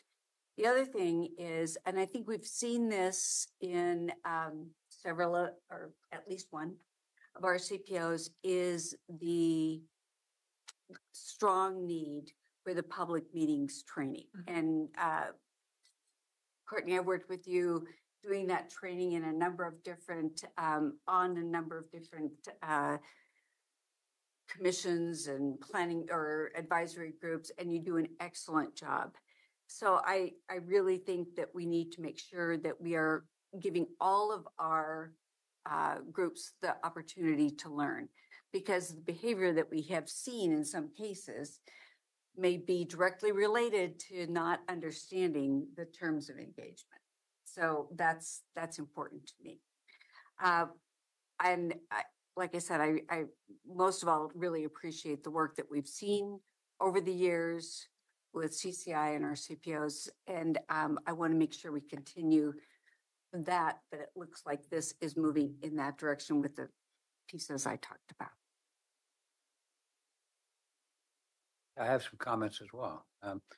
Since I won't be here in April of 25 to see what happens, I'd share those. I too, in a similar manner, have felt in my tenure here that the CPOs have done a very good job, and I supported them throughout the years. So I think it's an important aspect. I'm a little concerned, and I shared that with at least two of you during our conversation. Three, you had to leave early. About I guess, how we look at slide 7 and slide 13 together, because if you go back to strictly a situation where we're returning to long range planning, that's not very sexy. I wouldn't ever join a CPO or have any involvement with it, frankly. What I want to hear is I want to go to my local CPO because I don't know where else to go. And maybe I live in far reaches of the county. Maybe it's way out west and in Jerry's district, or way down south in mine. And I said, gee, they're discussing a local issue. And I'm not saying they're coming to resolution, but I just want to bring it and hear that what's going on in the area. You mentioned the sheriff, you've mentioned a lot of areas, special service districts. So if there was a role, and I'm not saying they're adjudicating, I'm not saying they're there to hear out testimony, but frankly, we get a little bit ivory tower. That's my opinion. And that the public doesn't really know where to go. And they just hear that there's a meeting over there at Metzger Park, or over at, over in West Hills, or over, somewhere else in your area. And they're going there because they want to talk in general. And if you say, I'm sorry, we're here only for long range planning, they have no option but to come to the county board. Where else can they go? And so I think there might be a role.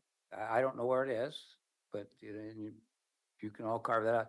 A role for people to come to those and say, I don't know where to go. I have a real problem with the vegetation in my area being overgrown, or I have a real problem with the stop signs, right? You say, well, we can't help you here at the CPO, but we can direct you.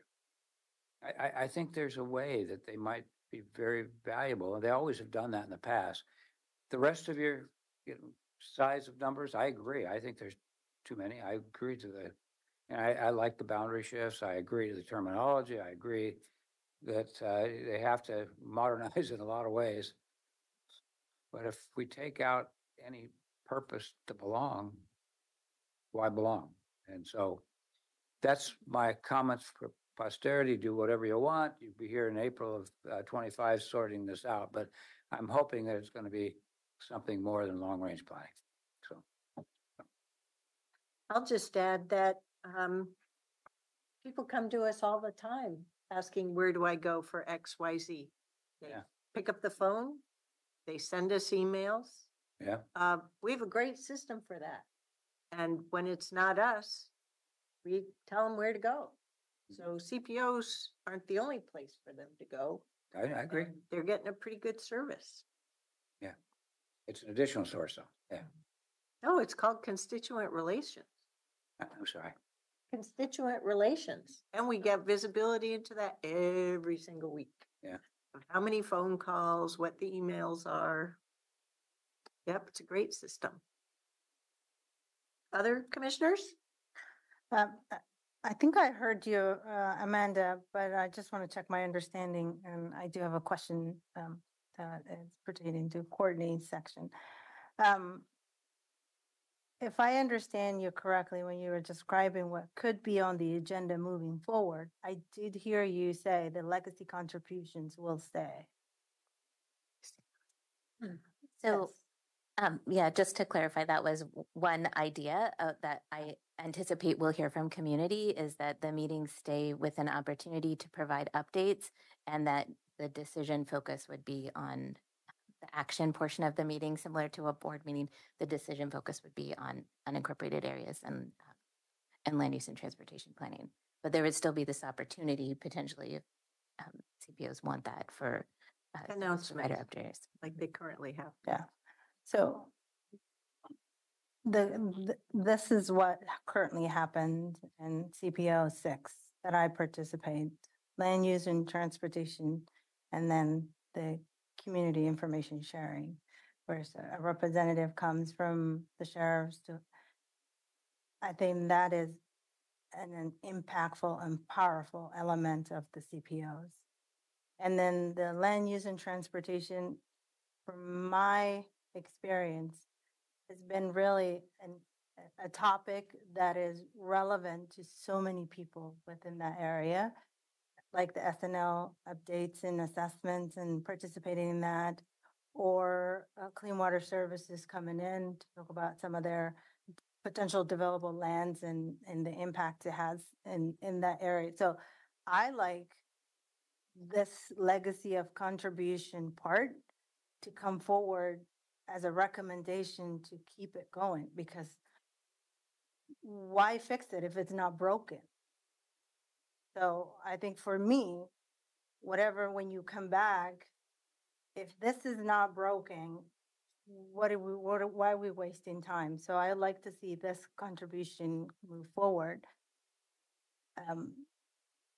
However, and I also would like to hear what the community say. And the long range, it's limiting in terms of language. I appreciate you catching that. And I've always called it land use and transportation updates, and everybody calls it that way. So I do see the switch you made. So I appreciate that. The other question I have is sort of the section that you presented, Courtney, in terms of,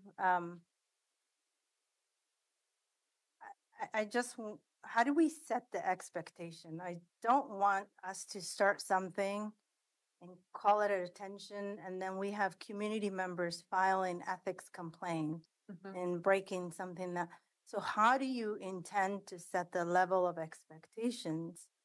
And what is the county's responsibility to train folks and to educate folks who are going to step into these volunteer positions of chairs and co-chairs, and then to now facilitate a meeting, but then to follow, and then somebody misunderstands, and all of a sudden we have,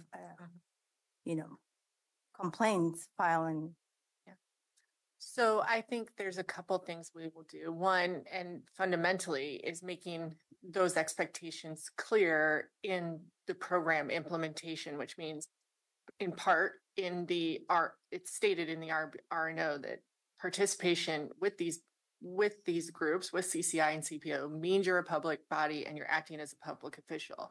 There will be some training components that I'm sure together with staff I will be involved with, or people from our office will be involved in, that as Commissioner Treese pointed out, many liaisons ask our office to come and give certain public meetings, public records to a lesser extent, and public ethics training to boards and commissions, and we will happily do that. We also do it with the boards and liaisons group. It kind of dovetails into county council's work plan to kind of formalize that process.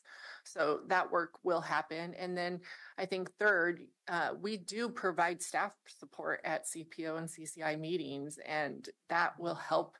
That also will help with making sure we stay within, the boundaries of both the law and the program expectations. Did I answer your question? Mm-hmm. Yeah. And then the last question thank you. I hear you. I think it's going to be a learning curve. Yes. And perhaps multiple times doing this presentation, going from the 80s to now. But there are new people and people who cross participate in different meetings. I'm not saying everybody that walks in is going to be first time in these spaces. And to your point, often the training I give is annual because people come on, cycle on and cycle off. So that is also an opportunity here. Then the last question I have for you, Phil, is the map that you showed is really hard to see. Yeah. And I think I agree with you that there is a bit of a misconception or confusion out there of the commissioner for that, so many different CPOs. Is there a better map that you could come back and show us? Yeah, I can even so send that it. the boundaries moving. Yeah, indeed. Yes. Can do, and we can follow up by email with your board as well.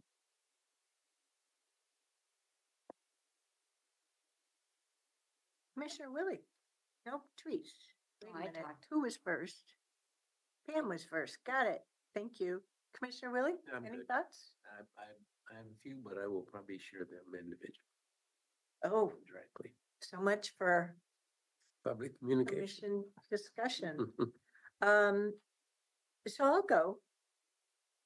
As we have commented many times over these last 2 years when discussing the need for modernization, we've noted how many of the CPOs do a terrific job.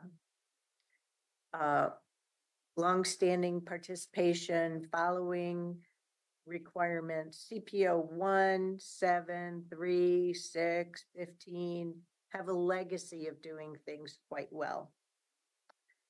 What we have found is that there are some who have gone inactive, then reactivated,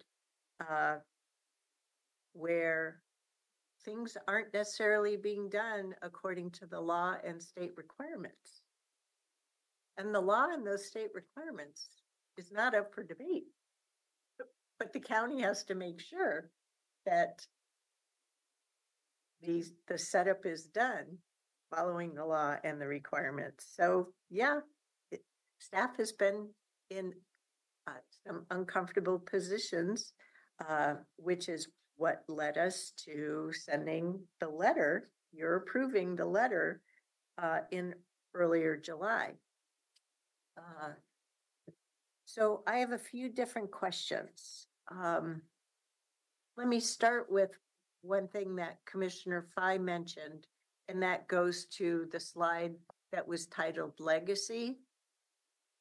As an elected official who has participated in many CPOs over the years in my role, this is a general summary, but for example, CPO 6 has invited speakers.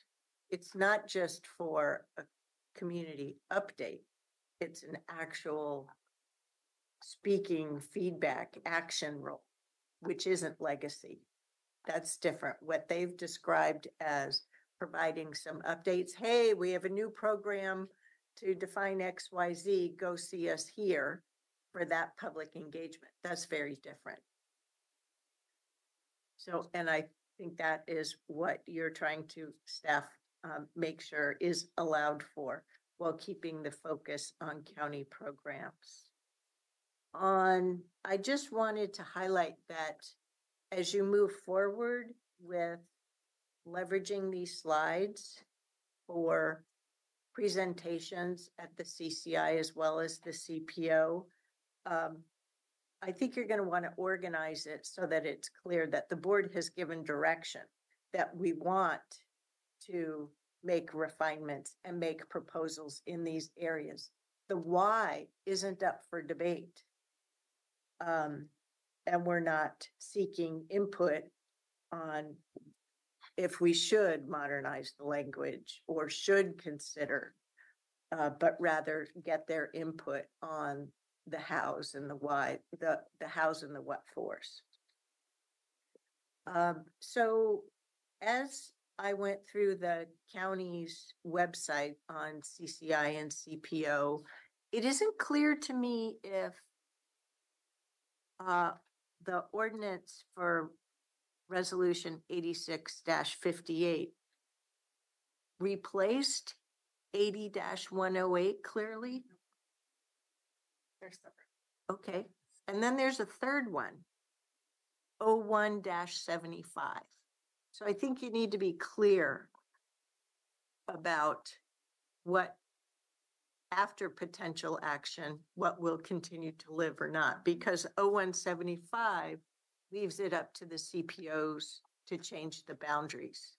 And we've already, through our census work, we said we need to update the CPO boundaries to be reflective of the district boundaries. So once again, that's not up for debate, for example. So I wanted to be clear, it's not just 86-59. So I really like on your next steps that you're going to have the countywide listening sessions. That's a wonderful thing. I think another slide that will be beneficial for you to include is the one, Amanda, that was a couple of years ago on the CPO revisioning that shows all the different aspects of community engagement. CCI and CPO is just one of them. Yeah. The other thing, as I was listening and got up to about slide 14, membership eligibility requirements. 14 and subsequent slides, I was really listening and trying to think about volunteerism. So being a board liaison on different boards and commissions, or being in the room for various meetings and seeing how the chairs and the co-chairs or vice chairs, however it may be termed, feels a little different to me than with CCI and CPO. I think we're expecting more agenda setting and perhaps facilitation. It can vary from board and commission. And I'm wondering, we may want to step back and gauge, how do we characterize from one board and commission to another what level of agenda setting the volunteers do versus staff, what level of facilitation the volunteers do versus staff.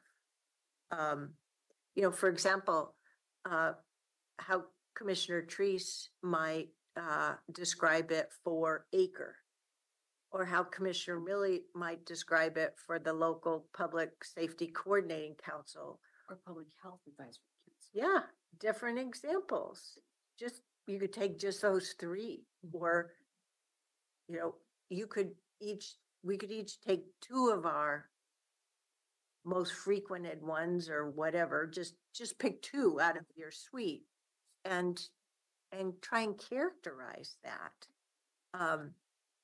Because I don't know of other volunteers on boards and commissions that have to make sure that there are summary minutes, right? And how they go about doing that. So I just want to make sure that ultimately, when I go back to the time frame, when we're looking at draft resolutions, that we have something descriptive that we think hits the mark and will be able to continue to hit that sweet spot for ensuring that a county community participation organization committee is still focused on the county aspect as we move forward. So I think there may be something about defining that, describing that will be helpful before you move forward, or at least from a staff standpoint, describing those expectations. Yeah. So that's all I have for thoughts. So if we go to the next steps, and I looked at our county calendar and put together the list of the CPOs and the meetings through the end of the year, and I shared that with my colleagues. That's the only reason I knew there were 13. So from my having a briefing with you, what I understand is you're going to integrate these next steps into the calendared meetings and then collect all of that, and sometime early next year we'll hear the input on that and different proposals, and we'll be able to go from there, but with this goal of an April timeframe. That's right. Yes, and that'll start on September 17th when we present to CCI. Terrific. Great. All clear on that? Yeah. Any last questions based upon our dialogue here? Great. Well, this is all part of our taking a look at what we do, how we do it, and making sure we're right-sized for our program. So thank you very much. Really appreciate it. Okay, look at that.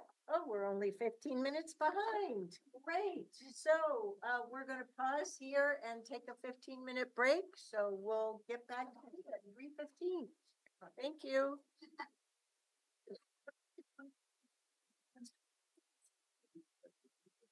What?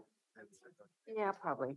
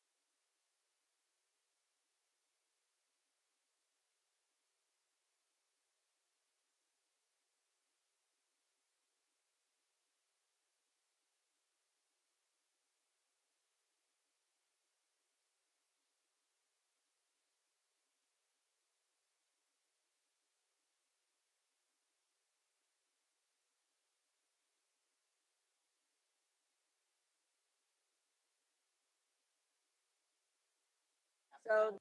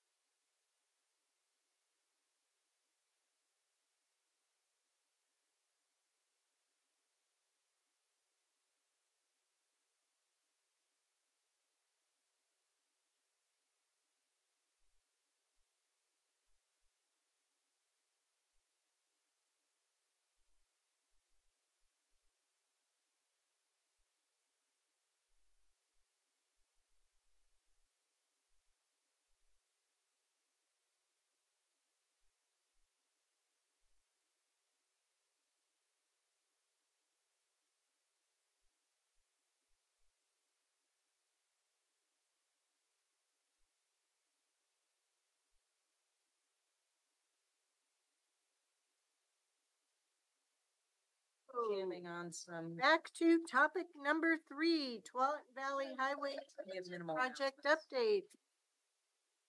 You need to. Look at that. Danny Ledesma isn't at the table. How did that happen? You earned a break. Leave it at that. Good afternoon, commissioners and Chair Harrington. I'm Stephen Roberts, Director of Land Use and Transportation. I'm really here mostly to introduce our panelists, our speakers today, Jess Deb from Metro and Dave Alwas from TriMet.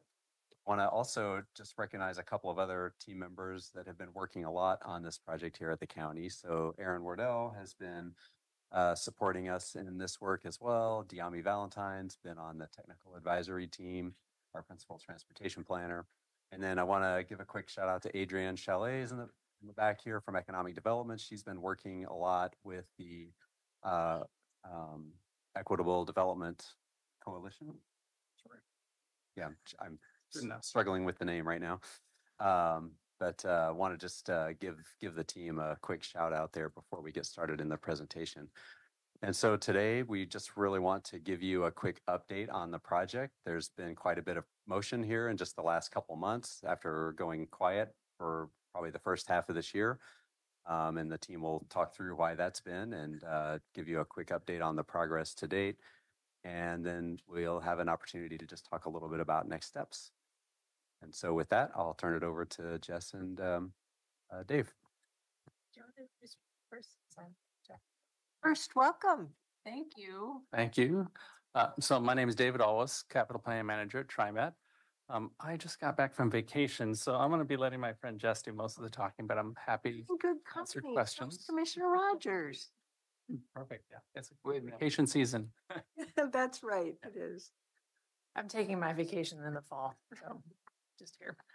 Jess Sedeb, I'm a principal regional planner at Metro. I've been there about 2 years. I think next week is actually my 2-year anniversary, which is exciting. I came to Metro to work on this project. So it's a bit of what I've been doing mostly for the last 2 years or so. Wow, somebody loves TV Highway. I mean, come on, it's got a special place in everyone's heart. I have to say, when I was taking this job, I met with a lot of folks before I came to Metro, and I can't tell you how many of them said, "Oh, I worked on TV Highway." It's a legacy. It has a legacy. I We're was just here. asking Catherine how many presentations. She is the Metro Councilor and me as former mayor and now commissioner. How many of these have we set in on? Yeah, well, as you're well aware, we have a goal to make something happen out there. So that's what we're here for. So yeah, we're going to be giving an update on the project today. No actions requested of you at all today. There will be just a preview. There are some actions that we'll be asking the board to make in the spring regarding the project.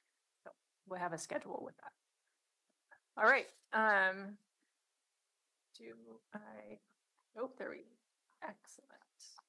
So, as I hope you know, we are studying transit on TV Highway. The goal really is to improve safety and travel experience, building on, as the slide says, many years of planning and community identified needs for safety and better transit.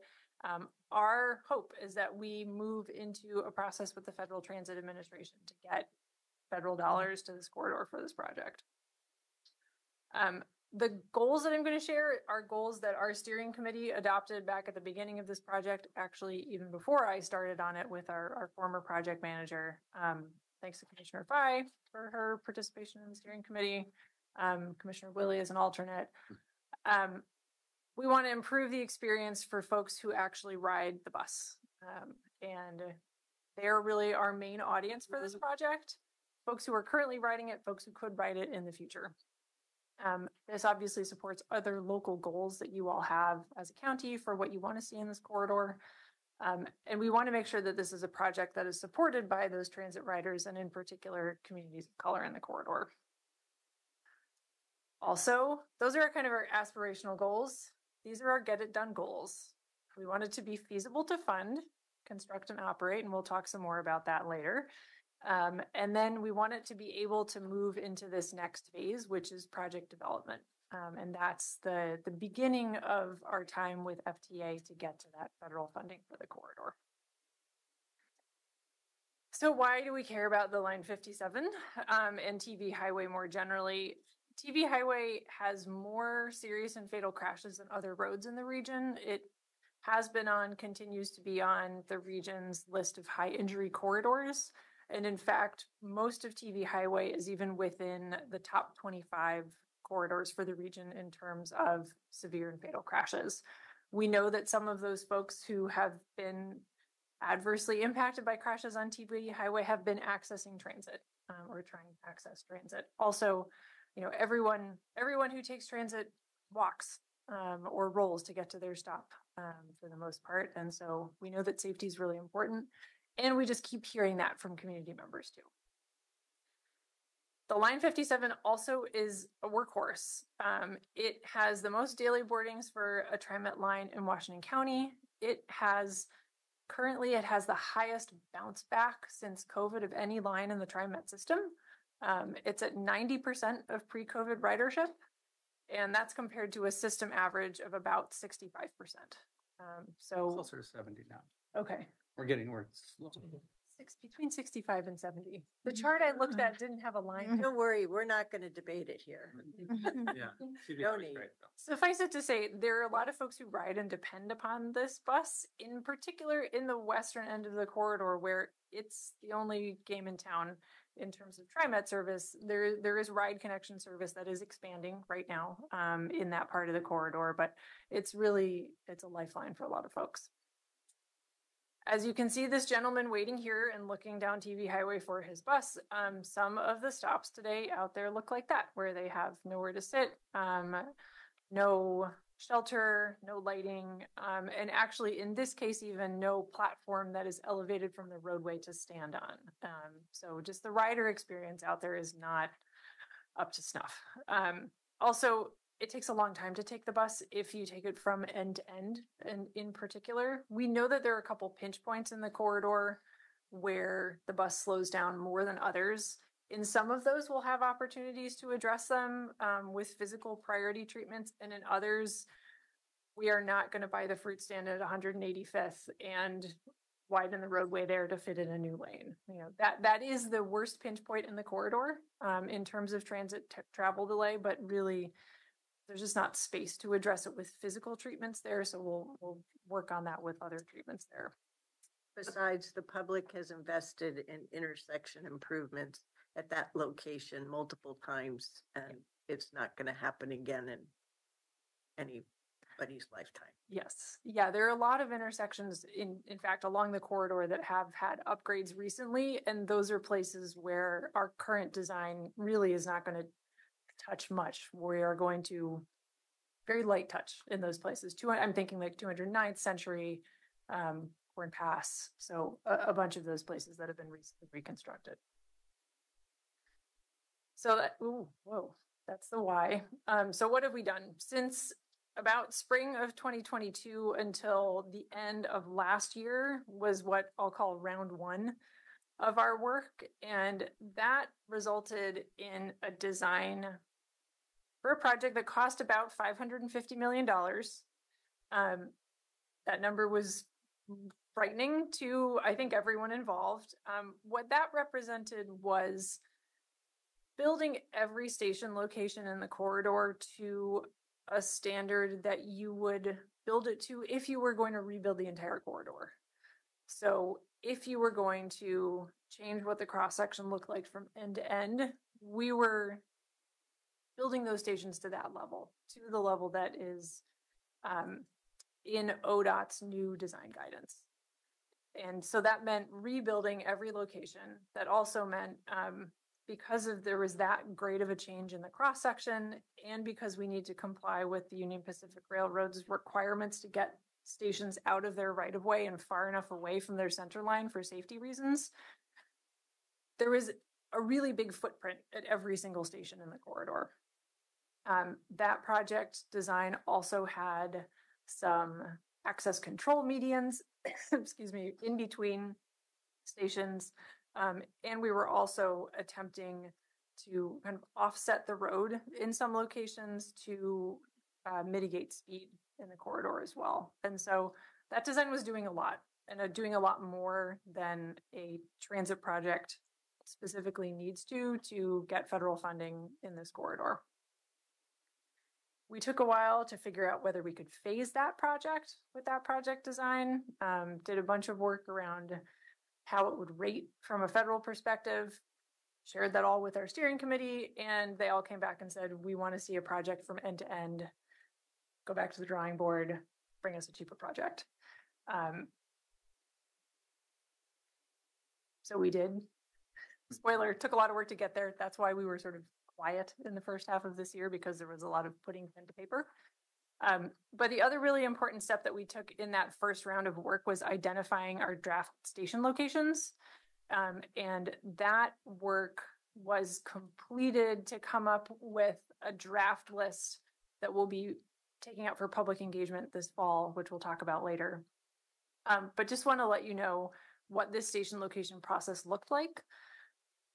This was definitely a data-driven process where we figured out what are the most important factors for locating stations. These are the key ones, really. We want to put stations where people are already riding the bus, so high ridership. obviously connections to other transit lines. We took a look at where the places that the wheelchair ramp deploys more often for the bus stopping, and not only at how many times it's deployed, but also whether it's a large percentage of the ridership at that given location. That's actually the map that's on the bottom of this screen. And through the equitable development strategy process, we also talked to community members about these factors and several others, and then asked them, what are the most important places to you that we make sure we serve in the corridor? And folks told us that it's really those daily needs. And we know that that's the biggest use case really for this line, is that folks are going to doctor's appointments, they're going to the grocery store, they're going to the pharmacy. And so we took into consideration where those daily needs are when we came up with the draft list of station locations also. So just on this, Yeah. it looked to me like the purpose of this was to identify your wheelchair needs rather than the rest of the things that you say in your bullet points above. So I was disconnected with what I was reading up here and identifying what your dots mean on your map. Sure. So those represent the places. So it's a percentage of riders at that stop. So where do we have places in the corridor that a large percentage of the boardings are people who have a wheelchair ramp deployed at them? So that could be someone in a mobility device, could be someone with a baby stroller, a really heavy grocery cart. And so we took a look at this as a piece of data to inform where the station should be.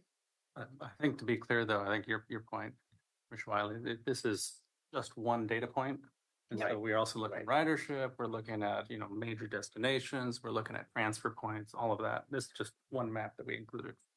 Yeah, and at some of the previous meetings, I saw some of the dots identifying the high ridership and and those kinds of things. And then so that's when I saw that at the top, I thought, oh, okay, that's what it is. And then I read, no, percent of rides using wheelchair lift. Yep. That's a different category of ridership, I understand. So anyway, no, this is fine. I wasn't interpreting the picture graph the way that you wanted me to. Sure. Yep. Yeah, this is just one example of the data that we use. Right. Yep. And this is a very similar data set to what Metro and TriMet have used for the Division Transit Project, which is now the FX2, and what the team is using on 82nd Avenue as well. So this is the draft map of the proposed station locations. Since our conversations in that first round of work, there have been a couple refinements to this through just further work with our jurisdiction partners.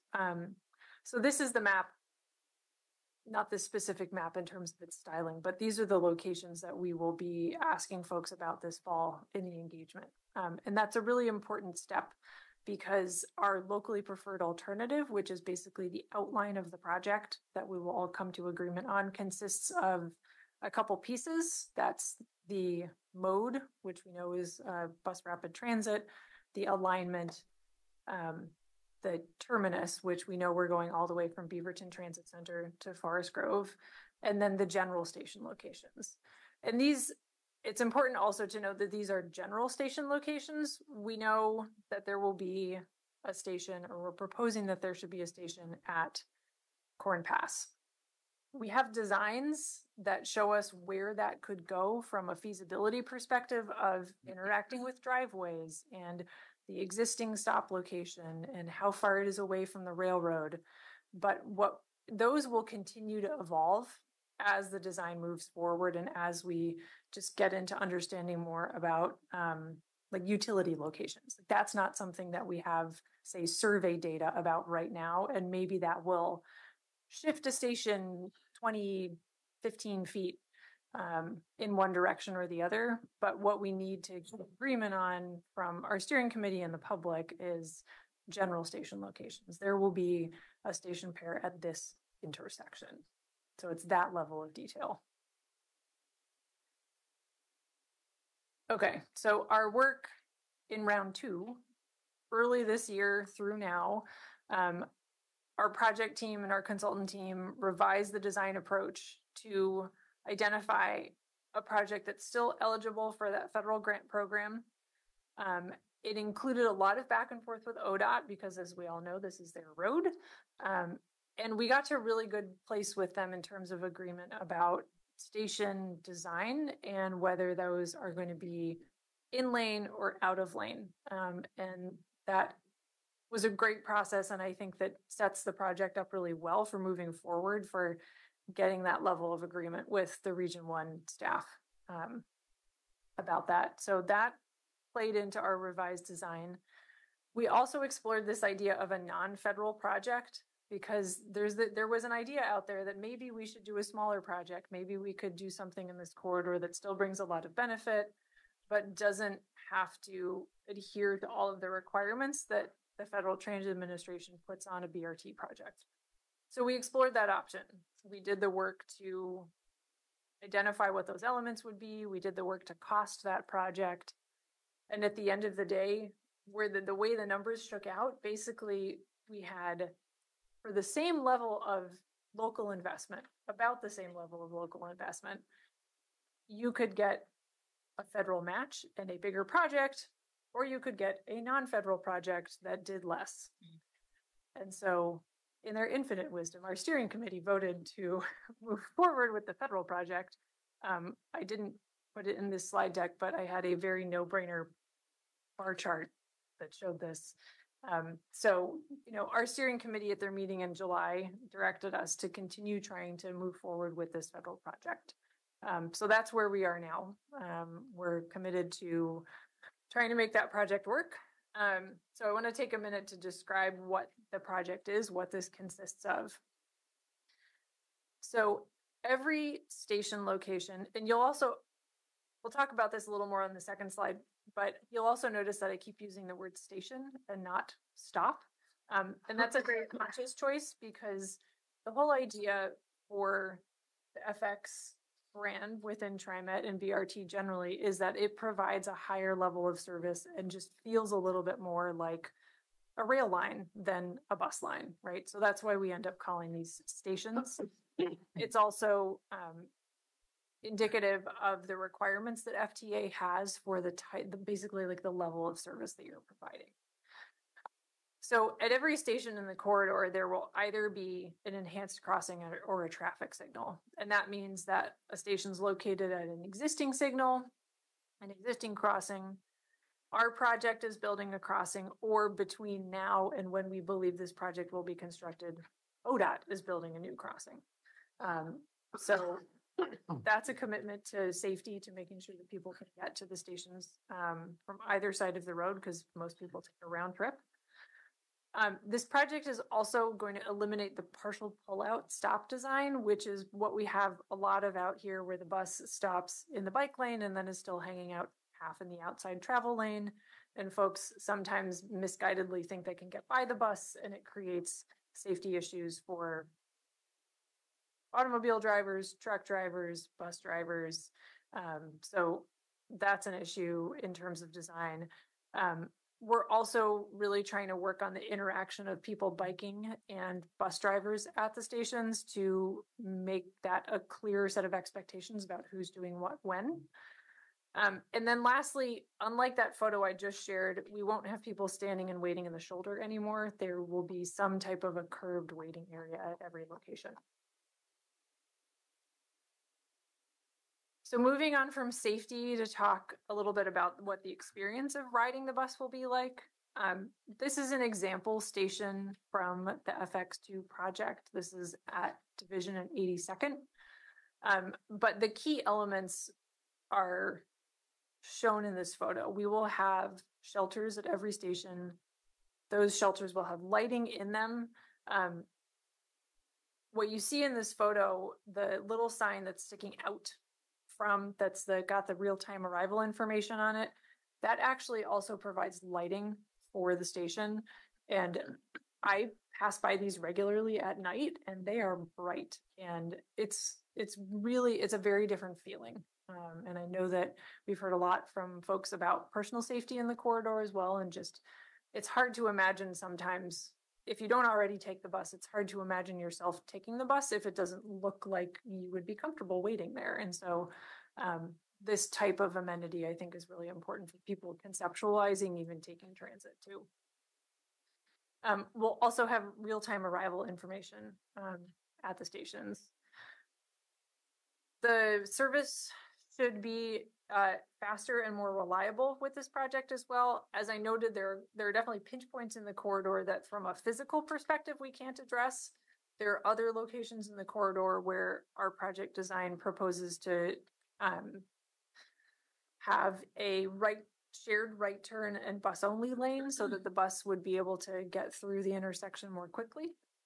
And then the traffic signals in the corridor would have transit signal priority, meaning that they could be basically timed so that the bus gets priority in moving through. All of these stations would be accessible for folks using mobility devices as well, which is a really big improvement over what's out there today. And definitely a requirement, obviously, from the FDA for the project.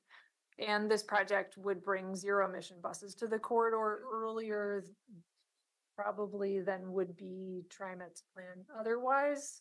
This is definitely a priority corridor, regardless, for TriMet to bring zero emission buses. They did a Clean Corridors study a couple years ago for zero emission rollout, and TV Highway was in that first tier list, but this project would be acquiring zero emission buses for the corridor specifically. I can add that we're currently making investments at Beaverton Transit Center for this future project as well with electrical infrastructure for charging. So that's underway. Is that one of the stations on the map? It should be on there. Oh, yeah. Yep. Yeah, Which one was that? 57. it's where it starts. Yep. Yeah. And then the last piece that this project would bring, which is sort of newer news because TriMet is in the midst of, I don't know, why don't you talk about this? Yeah. That too. Yeah, so this was a recent decision that was made as we've been moving through the kind of the FX system plan work that we've been doing. It was a question, I think a lot of people in our surrounding jurisdictions are just wondering, so how is this going to be better? You know, we have a 15-minute minimum service on our frequent service lines already. And so TriMet's committing to do 12-minute minimum service on these FX lines. So this line would benefit from that. Every minute counts. Yeah. We only get the same 24 hours each day. And we have a lot of transit dependent riders on the line 57. And so the degree to which we can save them minutes will help improve their lives immeasurably. Yeah. Yeah. And this was not an assumption that we had at the beginning of this project. So this is a good change just in the last couple months. Good work. All right. So with all that work that we did on revising the design, still meeting the federal requirements, our current cost estimate is approximately $300 million. Still big bucks. Still big bucks. However, at that dollar figure, we are maximizing our match from the feds. So the Capital Investment Grant Small Starts Program, which I sometimes may call CIG, and I apologize for the acronym, the maximum grant we can get from FTA is $150 million. And so 300 million is the sweet spot of the 2-for-1, 50% off coupon, whatever you want to call it. That would help bring federal investment to this corridor that, you know, otherwise wouldn't be here. I know that there are some other grants that have come out this way recently, raised for Council Creek, couple directed spending appropriations from Congress, but you know, this is an opportunity to tap into a really big federal program. So what that gets us are the things that we just talked about. It ends up being about it's 41 station pairs plus the Beaverton Transit Center, Hillsborough Transit Center, and the terminus are the three other places where the bus stops. This project is not planning to make big investments at those locations. TriMet already has their Beaverton Transit Center work going on. changes to Hillsborough Transit Center in a major way would be outside of this project. And then at the terminus in Forest Grove, there would probably need to be some work done to accommodate different vehicles and As well as potentially charging. charging infrastructure. Yeah, we've been able to do enough analysis to determine that we really need charging on both ends of this project to make it work efficiently, and there would need to be an investment of some sort in Forest Grove, so. And so, and the other big thing that you would physically see in the corridor is 4 pretty large rebuilt intersections, and those come about as a result of our conversations with ODOT and our agreement that we really think we need pull-out stations in those locations, which just takes up more width, and the fact that those are locations where we're adjacent to the rail line. And so those two factors combine to make it such that we really need to reconstruct the whole intersection to sort of push it north from its current alignment. And those are 170th, 198th, Minter Bridge, and Murray. 178 and Murray? No, Murray. Murray. Yes, Yeah, that's the new one. that is the new one. Yep. So that is where there would be the largest physical footprint in the corridor. Otherwise, as I said, there are a lot of places where we would just reuse what's out there today, whether that's somewhere like downtown Cornelius, where they already have curb and the stop and sidewalk. We would be putting down all that good infrastructure on top of that existing location.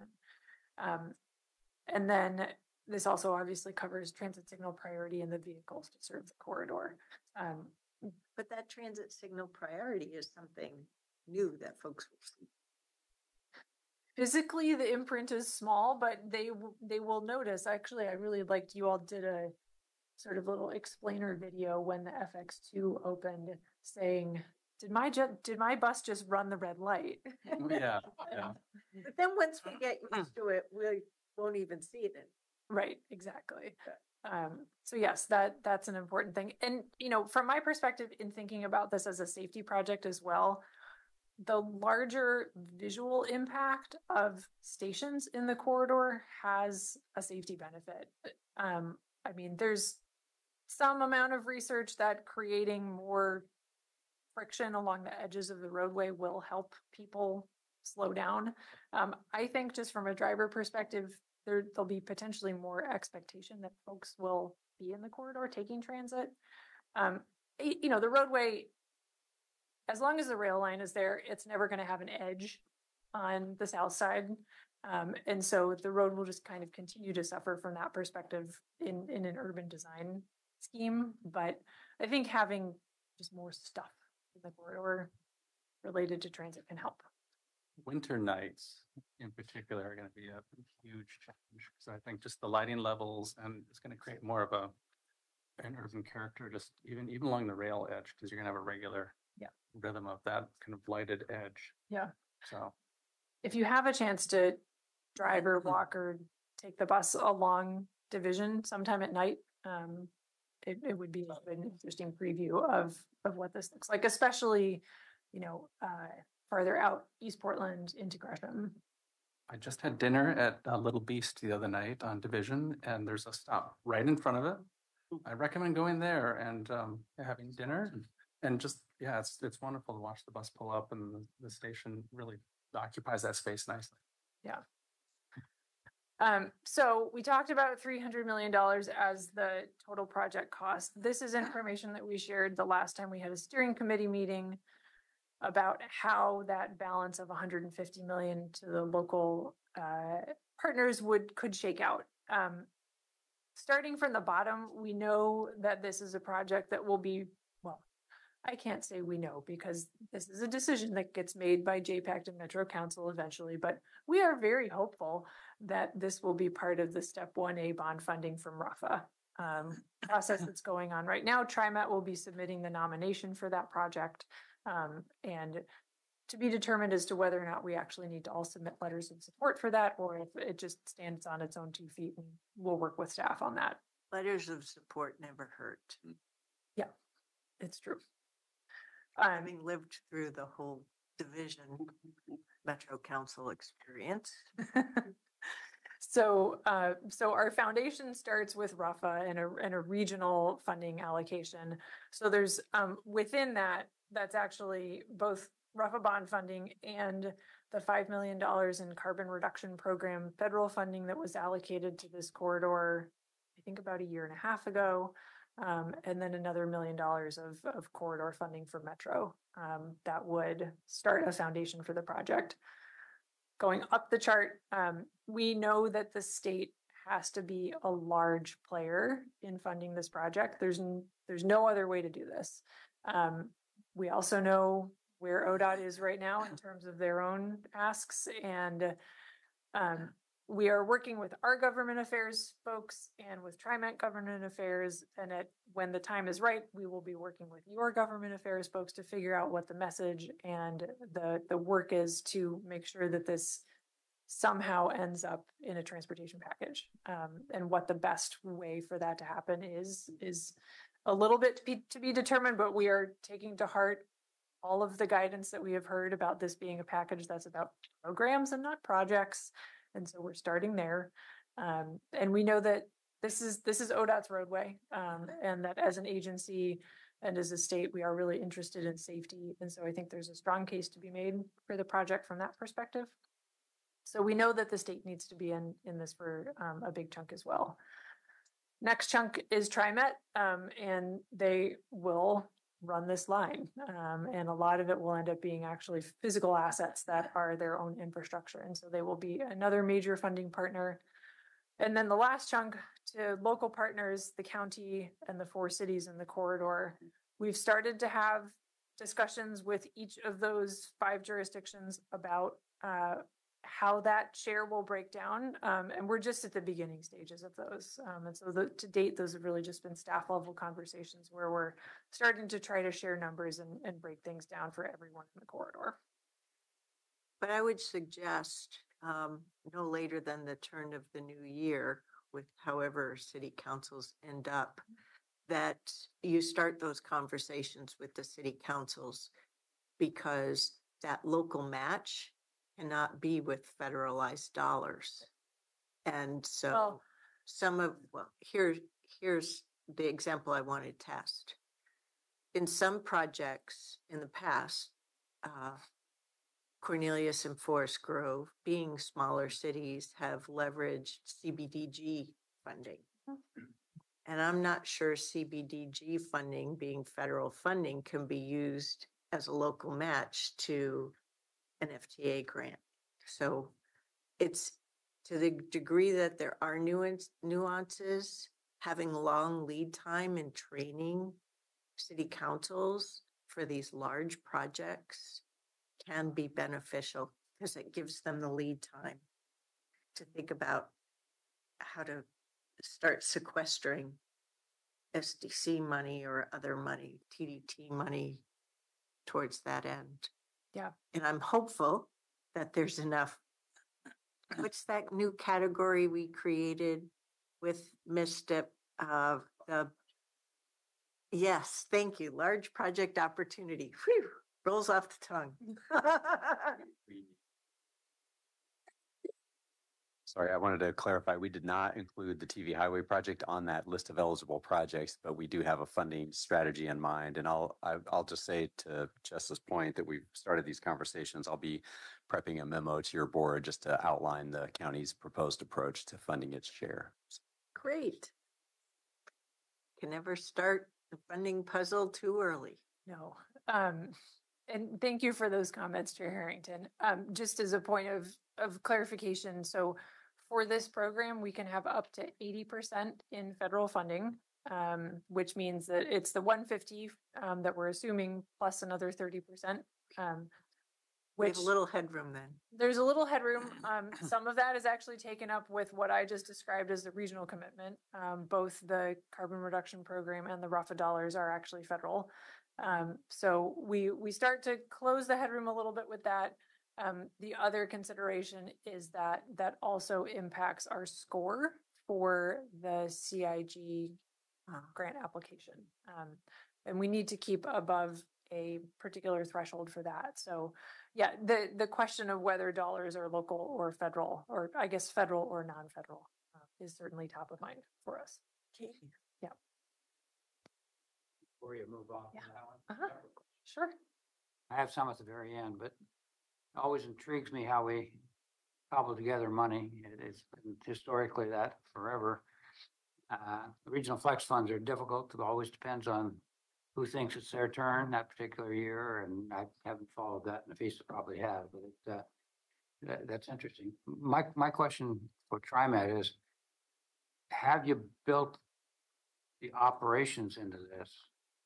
And are you going to guarantee operations for your head times that you're talking about? So that even if we get all the balls in the air and they all land properly and we get the money to build it, can you operate? And at the very end of this, I have a very specific question based upon a meeting I was in about TriMet's finances as to why I asked that question. Well, that question would have been a lot harder to answer a few months ago. Because we didn't have certainty on the level of service that we could provide, but because our this decision has been made about 12-minute headways, that means the commitment has been made to provide the operating funds necessary to carry that. So that's more money than we're spending right now on TV Highway operating it. And so my ears are plugged from being in planes, but I think I'm hearing you saying you have programmed in the operational today. for this project, When is it? any FX project in the future, because of the decision making, is this happens to fall under that kind of heading. TriMet has committed to providing 12-minute service, and so yes, we would have the operating dollars dedicated for the service. Please forgive me at the end of your presentation, I'm going to ask you a very pointed finance question because it's intriguing to me. Okay. All right, thank you. Any other questions on this piece? No? At the Okay. end of the presentation. Okay, okay. I didn't want to skip over any.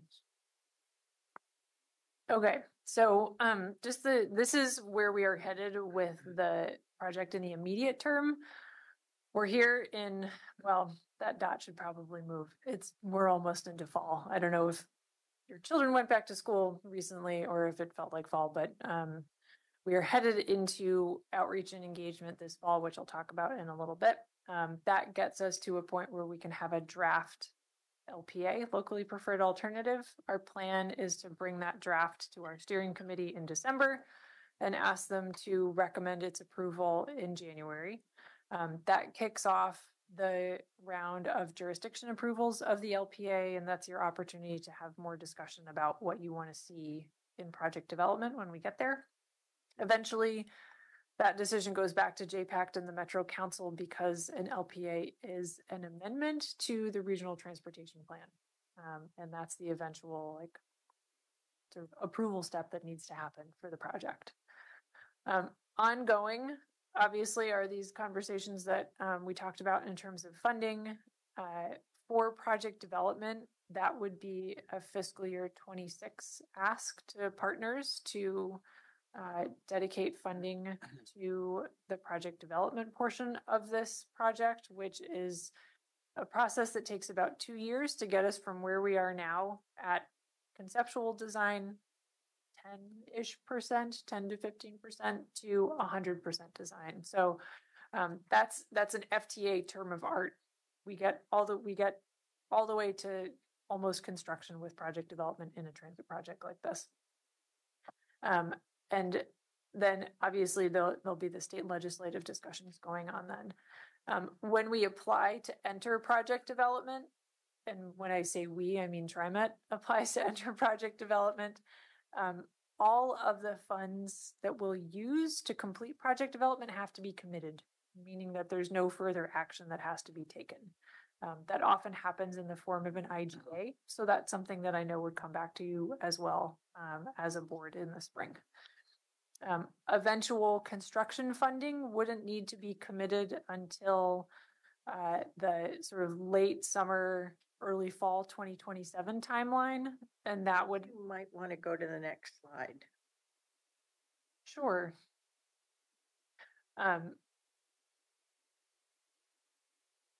So we would be looking for that funding commitment for the construction dollars in summer 2027. And that enables us to submit for a grant agreement with FTA. That middle line that you see there of submitting for a rating and the $20 million of local funding, we believe that that could be taken up by the RUFA dollars. So that's why what we'd be talking to project partners about in terms of timing for construction funding would be that last element there of filling up the $150 million pot. The hope is that we start construction that fall, and then get into revenue service by 2030. Okay, I'm going to start into engagement. Just want to take a quick pause and see if there are any other questions related to funding at this time or timing. Yeah. Back on that previous slide. Yes. Is it clear that either the RUFA funding or the local partner funding would need to cover that 25 million by the end of summer 25? That 25 million is not where RUFA would go. Okay, so it can't be the out of the legislature ODOT because they can't get bonded dollars done fast enough for summer 2025. So it's either going to be TriMet or local partner funding. We are working with ODOT to figure out what they could do and how we could work with the legislature to figure out whether there's any way to have a commitment before we would need to apply to project development. But you said in the green box, it must be available immediately upon entry, not be a commitment. And the session's not going to end till June. Well, but that's spring. I have to remember metro seasons. Good point. The available immediately upon entry means that there's no other action that needs to happen. Some of those dollars will actually end up being spent. As I said, this is a 2-year process, right? Yeah. So some of those 25 million will be spent in FY26 and some will be spent in FY27. So if the commitment is to say we have dollars that can be spent in FY27, that's enough. Okay. Yeah. Okay. If that it was sense. The immediately upon entry. Yeah. It's not all 25 million, but a good chunk of it. No, some of it will definitely need to be because TriMet will have consultants on board and we'll have NEPA consultants and we'll need to pay them and get the work moving. But it's going to be, we'll be able to figure it out if we only have $10 million as of from a cash flow July 1. Yes. Yes. Multiple fiscal years to work with here. Mm-hmm. Yeah. For each of these phases. So well, that's mapped out each fiscal year, but it's the very first one I'm worried about. Sure. Yep. Understood. Okay. From FDA's perspective, it's that actual commitment, that IGA, when the money is actually used. It could be an IGA committing you, even though your budget agreement in the spring is only for a year, you could say in an IGA, next year, we promise we're going to put this in the FY27 budget. So slightly different wording than available immediately. Sure. Okay. I'm following. Yep. Okay. Thanks for the clarification. Okay. Engagement this fall. So this will be an engagement period that runs from about September 9th until October 13th. So a little more than a month. And our critical question at this point, as I mentioned before, is the placement of the transit stations. We can go back to it, but you might have noticed in that map, we have a blob in downtown Cornelius. No one was willing to commit to a station location without public engagement for those 3 stations. We were able to get there on having some hard conversations about what goes where with other staff and electeds in other jurisdictions. We just couldn't nail it with figuring out that location. So folks who say that they want to comment on Cornelius will have a specific question that they are asked, which of these is most important. We also are hoping to get this kind of general gauge of community support for the suite of investments, and folks will obviously have a open-ended comment opportunity as well. And so this will be the main way that we're going to be gathering people's input is through this online survey. I'll talk now about all of the things that we'll be doing around that online survey. First off, that survey will be in English, Spanish, and Vietnamese. We'll be doing online promotion with partner agencies like the county and our community-based organization partners through social media, web pages, and newsletters. From a physical promotion perspective, we're planning to drop flyers at affordable housing in the corridor, libraries, other recommendations recommended by the community. If you're out in the corridor during that engagement window, you will see signs at every single bus stop in the corridor with a QR code and a web link on them for folks to get to the survey. Those signs will also be in English and Spanish. We're investigating whether we can get items printed in community newsletters or other sources. We are also going to have a great opportunity to have onboard survey staff for 2 weeks in the corridor who will be riding the bus for 6 hours a day. It varies. There will be staff. Great. There will be bilingual staff on the bus in the corridor who can either encourage folks to take this survey themselves on their own phone at that time or at home. They will also have tablets so that folks can take the survey with these staff on board. In the 3 languages? Yeah. Right. The staff, we are only committed to being bilingual. Bilingual. Yes. Bilingual English and Spanish. Just want to make sure that that's clear. So that's how we'll be promoting the survey. Online, we will also have a thing called a story map that is basically a website that sort of walks through information about the project. How did we come to identify these station locations? A little more mapping to Commissioner Willie's point, not just the wheelchair ramp deployment mapping, but also ridership generally, where are those community identified locations in the corridor. We're also going to do targeted email follow-up with those folks who were engaged in our equitable development strategy work earlier in this process, because they helped inform how we got to the station locations. In person, we will be tabling at 6 community events in the corridor, again, with tablets for the survey, also handing out one-pagers about the project and business cards if people don't want to take the survey right there. We're doing 1 per jurisdiction, 2 in Hillsborough because they are the largest jurisdiction in the corridor in terms of footprint and number of stations. We will be at the Aloha Farmers Market. That's the county location. We decided to do that. And I just talked to Amanda about this, who I know presented to you all right before.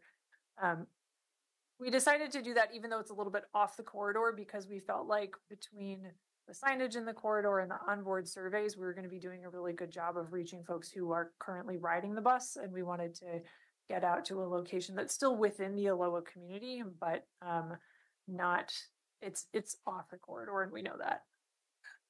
Otherwise, we'll be at 5 other community events within that time window elsewhere in the corridor. We're also going to do some presentations at standing committees and commissions and business groups to make sure that folks know that this engagement is going on. And then there will be future opportunities. This is not the last time that we're going to be talking to community about this project. There will be these opportunities here at the board when you all are talking about the LPA. I know that will be an open hearing. There will be JPACT and Metro Council hearings as well. And then once we're into project development, TriMet continues to do a lot of conversing with the community about the further details of this project, whether it's what the station design is actually going to look like. Are there opportunities for bringing in sort of a more local feel to some stations with little tweaks in the design? That's also the point at which there will be detailed conversations with property and business owners about any potential impacts during construction or of the project more permanently in the corridor. Okay, and then the last thing I wanted to talk about was the equitable development strategy. this is the way that we do projects like this now in the region. The first time that there was an equitable development strategy created was for Southwest Corridor, and now for 82nd Avenue and for this project on TV Highway, we have worked with community members to identify what are those things that they really feel like need to happen in order for their community to be stable in the face of investment in the corridor. So Unite Oregon led and continues to lead this coalition of community-based organizations that all work together over about a year and a half to come up with their EDS. That included engagement with the coalition, a leadership cohort, and community workshops. This is the group who was engaged, and most of them continue to be engaged through now in the implementation phase of the EDS. As Stephen mentioned, Adrian and other staff at the county are now the happy recipients of a 2040 planning and development grant from Metro that has enabled some implementation to continue of the EDS. The TV Highway Equity Coalition, to be clear, doesn't have ongoing funding for pursuing implementation of the EDS. It's something that we are working on and thinking about as an agency at Metro. How can we support these processes to continue to move forward? We, Metro, applied with, I know, a letter of support from the county last year for a really big grant to try to do this. We were unsuccessful in that pursuit. I know Unite Oregon has pursued other funding themselves. So we're still trying to figure out how to have this work really continue and be meaningful in its implementation phase.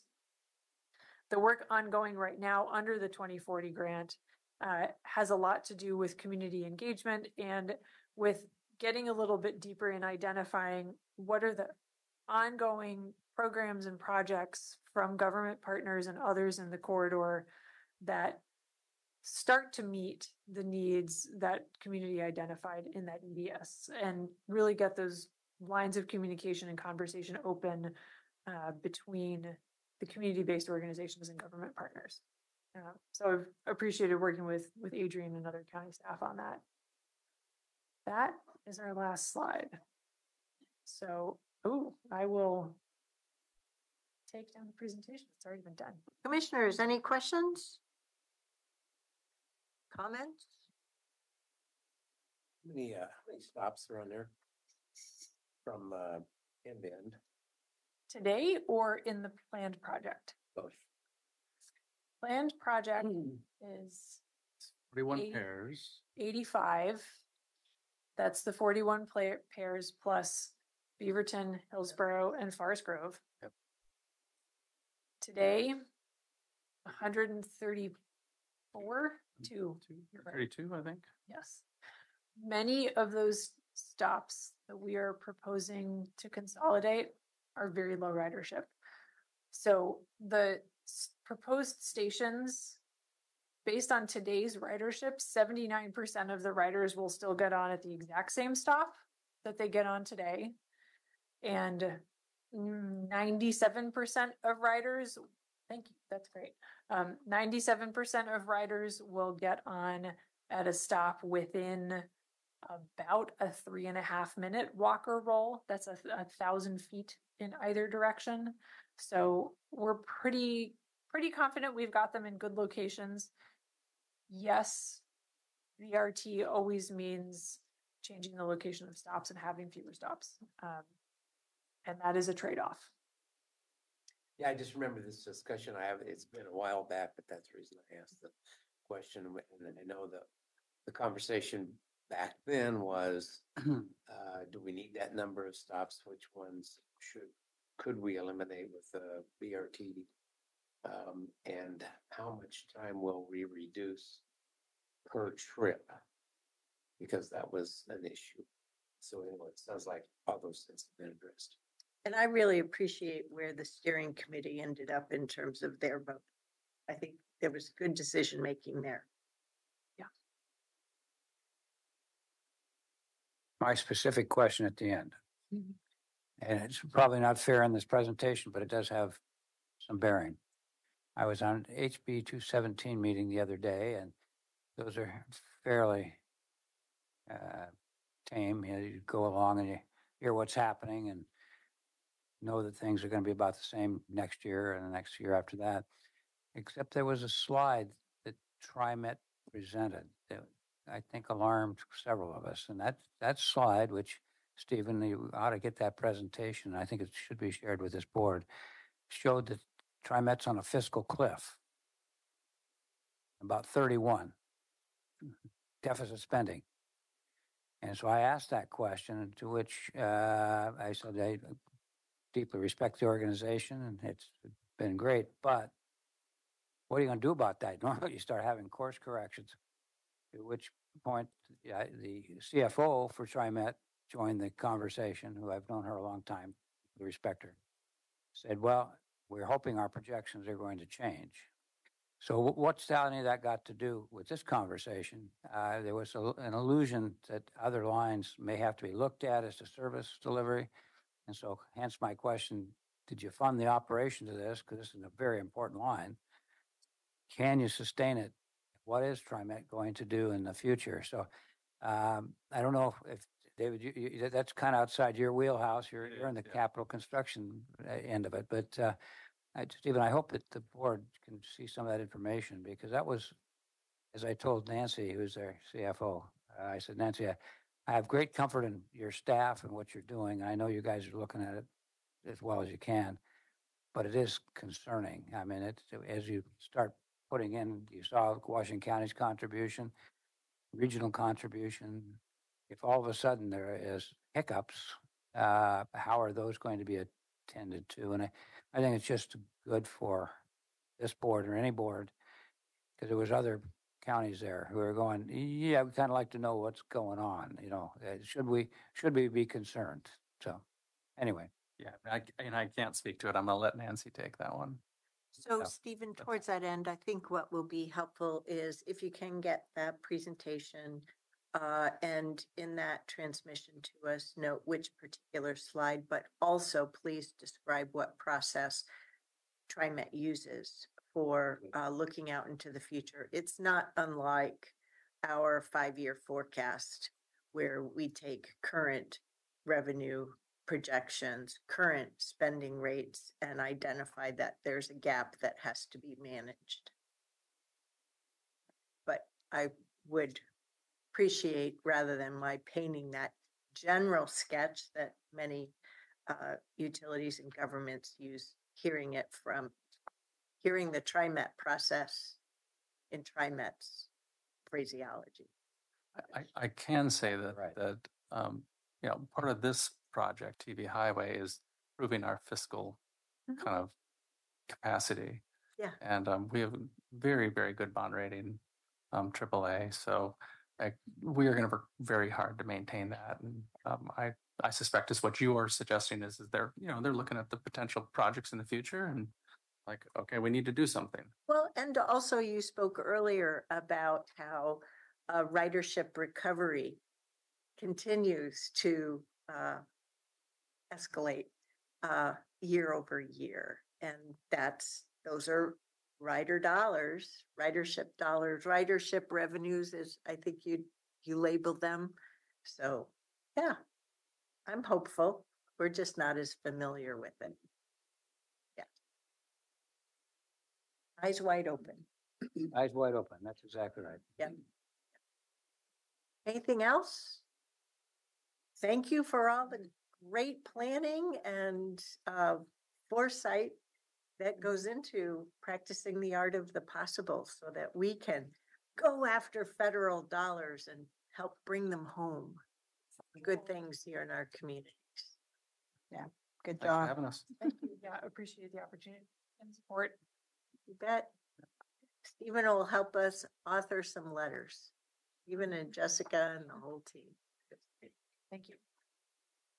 All righty. Next, we're going to move on to board and leadership communication. But before we do that, we have a draft letter for our consideration. Is there anybody who wishes to come to the table? On the FEMA. So this is a letter regarding July 15, 2024, letter announcing pre-implementation compliance measures for the National Flood Insurance Program communities. It was sent out to us and it was included in our board packet. So we should have had the opportunity to read the 3-page draft. I'm here to answer any questions, but the Land Use and Transportation Department and myself worked on this letter. This is kind of a big deal for us and the capacity we have in our LUT department to comply with what is being asked at the federal level. Van Squik, our federal lobby team, is aware of this. They are working with us to figure out if we have a strategy. We have reached out to our federal delegation. They have sent a letter to the FEMA National Director. This letter is addressed to the district director, who is the one who sent the letter to the chair and staff. However, I don't believe it showed up to the chair because they misspelled her name. Okay, we need to exercise our voice and say, ooh, there's a problem here. You know, we just don't have the capacity to meet their deadlines. And I believe most counties, I've already engaged AOC on this. There's only 3 counties that are not impacted by this decision in the state of Oregon. Most of the city jurisdictions are also concerned. We're part of the team of outreach. So I do believe your voice is incredibly important in this moment. Support the letter. Yeah. Thumbs up from everybody? Yep, thank you all. We'll get it sent out. Thank you. Terrific. Thanks for staying on top of that. Okay, board communications, who would like to go first? Commissioner Rogers is simple. He's been on vacation, role modeling, going on vacation. Yay! Is that good? Yes. Oh, all right. That was good. Welcome. It was a good time. 8 countries and a lot of different scenery in Eastern Europe. I Welcome. won't bore you with the details, but if you like pictures, I can certainly show you a lot of pictures about a lot of interesting areas. Beyond that, you heard about the that's all I'm going to say. You heard about the TriMet. The interesting things beyond that is that Liberty and Mountainside are going to get service, which is really important. We needed bus service to those 2 facilities, so that was what we were talking about. So Cool. good to be back, even though I'm only hearing about a third of what's being said. I don't know. I got a bad cold, cough, and Sheriff made me nervous because she said she had COVID, and exactly what she described is how I was feeling in those days, and my ears have not cleared up. So, Yeah, I have. but I don't feel fine. Just no hearing. So if you want to hug and get COVID. Oh, no, don't breathe on me, please. All right. I've just been there recently, and so have I. And, no interest. Cool. Who's I next? can go next. Welcome back, Mr. Rogers. I hope you heard that. I heard that. Thank you. Yes. I'll be brief. For board awareness, or sort of something, one element or item that I want to elevate is remember that statewide toll rulemaking committee that I was on? We developed the administrative rules regarding tolling rates and policies. And as soon as we were done and we were about to submit the rules to the public for public comments, the governor put a stop order to tolling activities, to all tolling activities. So while that committee was done, the work they were tasked, the rules didn't go out to public comments because the governor stopped. Now we had a meeting last week to sort of get an update. And the update is, while the governor stopped tolling for Oregon, the IBR is excluded in that gag order or stop order, whatever we want to call it. That means the IBR will be tolled coming spring 2026. So the STRAC rules regarding tolling that we put together is going to go out to the public in September 1 to sort of, and it's not all the rules that we put together as a committee. regarding rates and policies about tolling, but they condensed it. ODOT condensed it, so we got an update of where they're going with that to sort of meet the governor's requirement, but move forward with the IBR.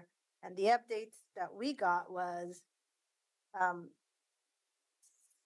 consolidated rules are going to go out to the public. And one of the big thing is now OTC is designated, can have the authority. And Stephen, correct me, you're right there. I'm going to just look at you and make eye contact.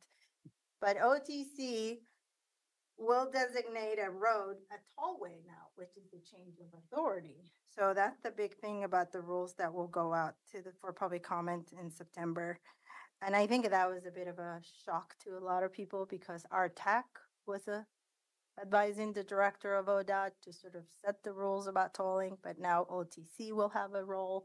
So that's what's happening. If you're like, well, what is Nafisa talking about? Everybody else was that. So moral of the story is tolling will happen on IBR come September, spring 2026, while the construction is happening. So tolling is happening in Oregon, and OTC will have an authority to designate a road a tollway. So that's it. That's all I got. More to come, and I think as soon as that update happens, I can tell you that I got a lot of phone calls and text messages about what does this mean, and so There's been public announcements and their public hearing dates set. yep. OTC handles it and IBR project in the state of Washington. Are you making that comment to say this? No, I'm citing the facts that I received in my inbox. Yeah. So the I role, assumed you guys did too. the rules that are going to be released is a new way of giving authority to OTC. So it's not the old way of doing business. It's a new way of doing business. So yeah, I hope everybody got it. The September 1st is the public comment open section. I implore everyone to comment what those rules, because it will have an implications. Because as you know, the West Side, that committee you were on, the West Side Improvement. Yeah, one of the recommendation was 26 could be considered to be a toll. No, the recommendation was for further study. Study for Yeah, TV, I just want to make sure. yeah, further study for 26 to be told. Potentially. Yeah, yes, not now, to be studied. So now if OTC has an authority, anybody, the ODOT could submit a request, tollway concept proposal, and then OTC will be the approval that if that goes into it. That's how I understood the rules. I know you have, you're like, what is happening? But that's how I understood the rules when I read it, but more to come. But read the rules, comment if you have a comment, be informed in this topic, because it will have an implication to Washington County. Okay. No, I want to go ahead. How do you go ahead? Oh, okay, I'll go. ahead. So I don't have much to talk about. It's really the bulk of work has been around the Metro SHS reforms, and as reflected and brought up at both of the related committees that I'm on, as your rep, the Metro SHS Oversight Committee, as well as TCPB last week, the 14th. There was a meeting between Metro President Peterson and the Tri-County chairs. Essentially, President Peterson articulated the same position. I was a little disappointed that there was no acceptance of the bandwidth problem or the money impact problems that we've highlighted. An acknowledgement that we shared that we have a bandwidth problem. So Metro would like to continue moving full steam ahead. So we've got things set up to come to our work session on the 10th and the 17th after the next meeting with the Metro president on the 4th. At the TCPB meeting, as well as at the Metro Oversight Committee meeting this past Monday. Well, I want to say that at the SHS Oversight Committee meeting on Monday, Metro made it very clear that the FY24 collections, the ones that just ended in June, are $6 million lower than forecast. And if you use the distribution of Washington County, it's a $1.98 million reduction. And they sort of left it at that. So I chimed in, Metro staff, could you please speak to the role of reserves and contingency? Because that's the role of reserves and contingency. So I'm glad that I keep prodding them to give committees good answers and good explanations as part of the context. Otherwise, it's missing. But in both committee cases, I had to highlight that August 1st Metro Council packet included that finance memo. They're really keeping that on a very low down, which is a bit concerning. And then I'll be out starting tomorrow morning through Monday, holiday Monday. So, should be fun. Okay, I'll go next. No, I don't want you to do Yeah, that. we paused as boy. long as we could. I'm ready. I just didn't want him to tell me that. So true. Go for it. Go. Okay. Okay. So a lot of my report is about Commissioner Willie anyway. So, so last week I had my check-in with Chief Deputy Al Roque, and Commissioner Willie joined there because I believe Chief Deputy Errol McCrae was on vacation. Yeah. And we had a good discussion about a lot of things, learned a lot about things like body worn cameras and some other pieces that we will all be talking about. Thursday was a busy day too. Thank you to the GR staff for the opportunity to meet with the federal lobby team. That was interesting, and got to say a few words about what was important. And after today's presentation, one of the things I talked about was TV highway. So that's for federal dollars. Thursday, I spent most of the day on the CDBG 50th anniversary bus tour and lunch. I'm going to start with the bus tour. It was really very interesting, especially for the PAB members and for other officials. But for the PAB members, it was like, okay, so this is really what we put our numbers behind and said we wanted to support, whether it was in the Project Homeless Connect in Hillsborough, the Cornelius Public Library and the sidewalks around Cornelius, the Sherwood Senior Center, Just Compassion in Tigard. It was really, it was well done, and it was. Sometimes we didn't even get off the bus, but the person that was in charge of the site would come on the bus and talk to us, and it was good. I just want Elizabeth and Jerry and Nafisa to know I had a little bit of PTSD getting on a bus because of our week before when we spent I don't blame you. hours. I don't blame you. Oh my God. So it was a good day. Thank you to the chair for speaking at the luncheon. It was outside at the park.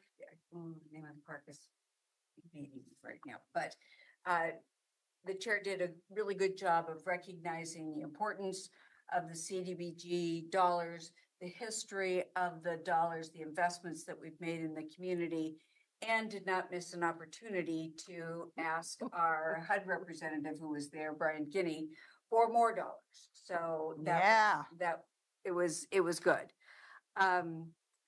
Let's see. And on Friday, I finished my interview with Walnut Street Park. Walnut Street Park.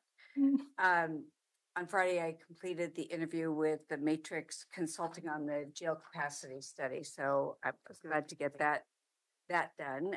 Yesterday, I had a meeting with Mary Manso about the topic that we discussed today. So got some interesting perspective from her. And thank you for taking that meeting before we even had our work session discussion. Well, it was Yeah. an opportunity. Yeah. So it was good. Yesterday I had with Commissioner Jerry Willie meeting. We had our first library levy steering committee meeting and got a lot of good data, interesting information. The 18,000 plus survey responses on the library was fascinating. So we're just starting to get the foundation ready for as we move forward into the levy. So it was a good meeting. And I appreciate the information that we got. Tomorrow I'll be attending the TriMet A Better Red Max Extension ceremonial opening, and I believe you're going to be speaking there. I'll be there. And then I will also be out Thursday through Labor Day. Before I give up my time, I know I'm probably out of time here, but I do want to mention that the Metro Chief Operating Officer, the COO, released the staff recommendations on the UGR and the Sherwood Concept Plan yesterday. And it came out pretty late. I had a chance to look at it this morning. I've talked to several people about it. There will be continuing discussions. A lot of the information here is pretty vague. And I believe it was designed that way so that the discussions can continue. But one of the primary issues is going to be the density factor. So, and I'm not sure that there's agreement on what was originally in the concept plan from Sherwood. So there's discussions moving forward. For your information, just a reminder, on September 10th, our second work session in September, we're going to be having a discussion about this recommendation and about the situation, so to speak. September 11th is the first meeting in September for MPAC to discuss this report. September 25th is when we'll be making the recommendations at MPAC. So my point in letting you know this is these things are in the works. I just want you to be prepared that there's discussions around the issues, and we will be taking a commission position that I will be then voting on for MPAC. On the 17th? On the 25th. We don't have a meeting on the 25th. No, I'm saying. No, I know. When you say the board, will the board be taking a position in order to inform? Yes, we have September 10th will be the time that you're going to give one and done. Yeah. Oh, okay. Since there isn't a meeting on the 17th, that's. Yeah, there is. No, I thought you just said there wasn't. No, there is. There's not. So I'll have a chance to report out, and we'll have a chance to talk more on the 17th. Possibly. We'll have to look at the schedule.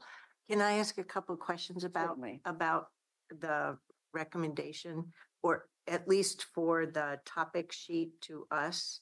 What I'm interested in, I don't need the answers now, but what I'll be interested in a summary of on September 10th will be, where did the COO recommendation end up in terms of the Sherwood expansion, and where relative to the forecast is the COO recommendation landing?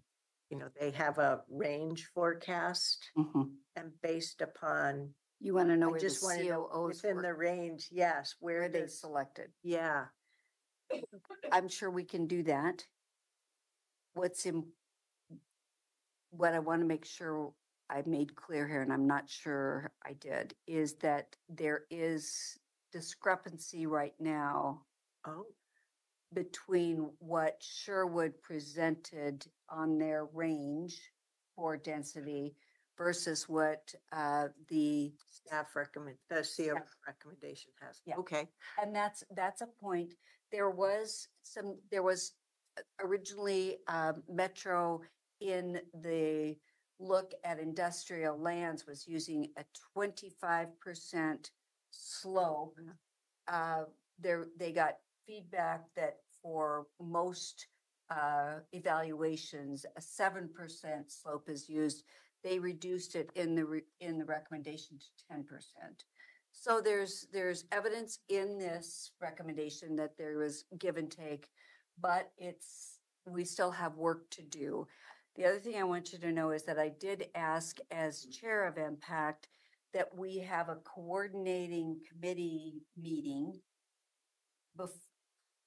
on the books, time reserved before the 11th meeting. Since we have 2 meetings in September, it was kind of tricky.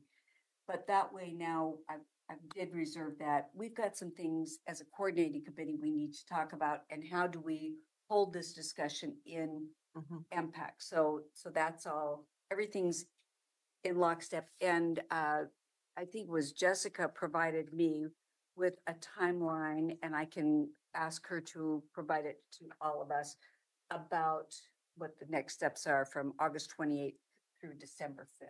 Well, I think we've taken a position, Supported. not through a vote, but position of supporting the city of Sherwood pursuit and working through the Metro Council process. And that's a very supportive one. I have no problem with us writing further letters,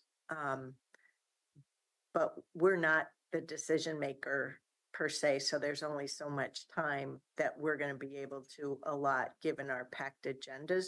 Not for September, I mean after MPEC's role in September, because I've already been fielding calls, particularly from Sam Diaz of Thousand Friends, who said, well, I understand your board has taken a vote in supporting it. I was like, wait a minute, we haven't taken any formal vote on this. I said, but we support the city of Sherwood pursuing their desires, yeah, through the concept plan and working through the Metro process. So anyway, I'm looking forward to the accuracy of our staff's topic sheet in terms of what we've done to date. And I'd like to say what I need from us is how you would like me to vote on the recommendation for impact. So that'll happen. And I just want to make sure that you know that I recognize my role as a representative there, and that we need this discussion to move forward. So, and we'll have the information. So it was it's a big step in the UGR process that this came out yesterday. Yep. Cool. That's good information. Pam took my 4 minutes. So last week I did something, and next week I'm going to do some more stuff. Okay, and I got 3 minutes and 50 seconds to go. No, I've been making my loop around to. No, you got full 5 minutes. I thought there were 5 minutes for each. No, Kevin cut you all back by a minute, so it was 4 minutes. He was figuring we're taking. Well, you're presiding officer. We maybe gave you 5 minutes. Anyway, so I went to Gaston last week. John Wheeler was there with me and talking about the fire that was out by Gaston, and kind of asked for some feedback. They gave him feedback that they didn't like the communication or the lack thereof with their mayor and some other city council folks in Gaston. But John did a great job of keeping everything else going. pertaining to the fire. So they promised to have better communication in the first if something like this happens again. But it was really good to have him there. He did a great job talking about what the process was.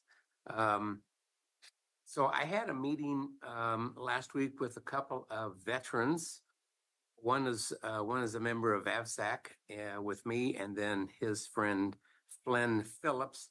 And so when we did our first formal introductions, come to find out he was on the USS America at the same time I was. And so, yeah, it's really interesting. Bob Terry was on the USS America about a year before me.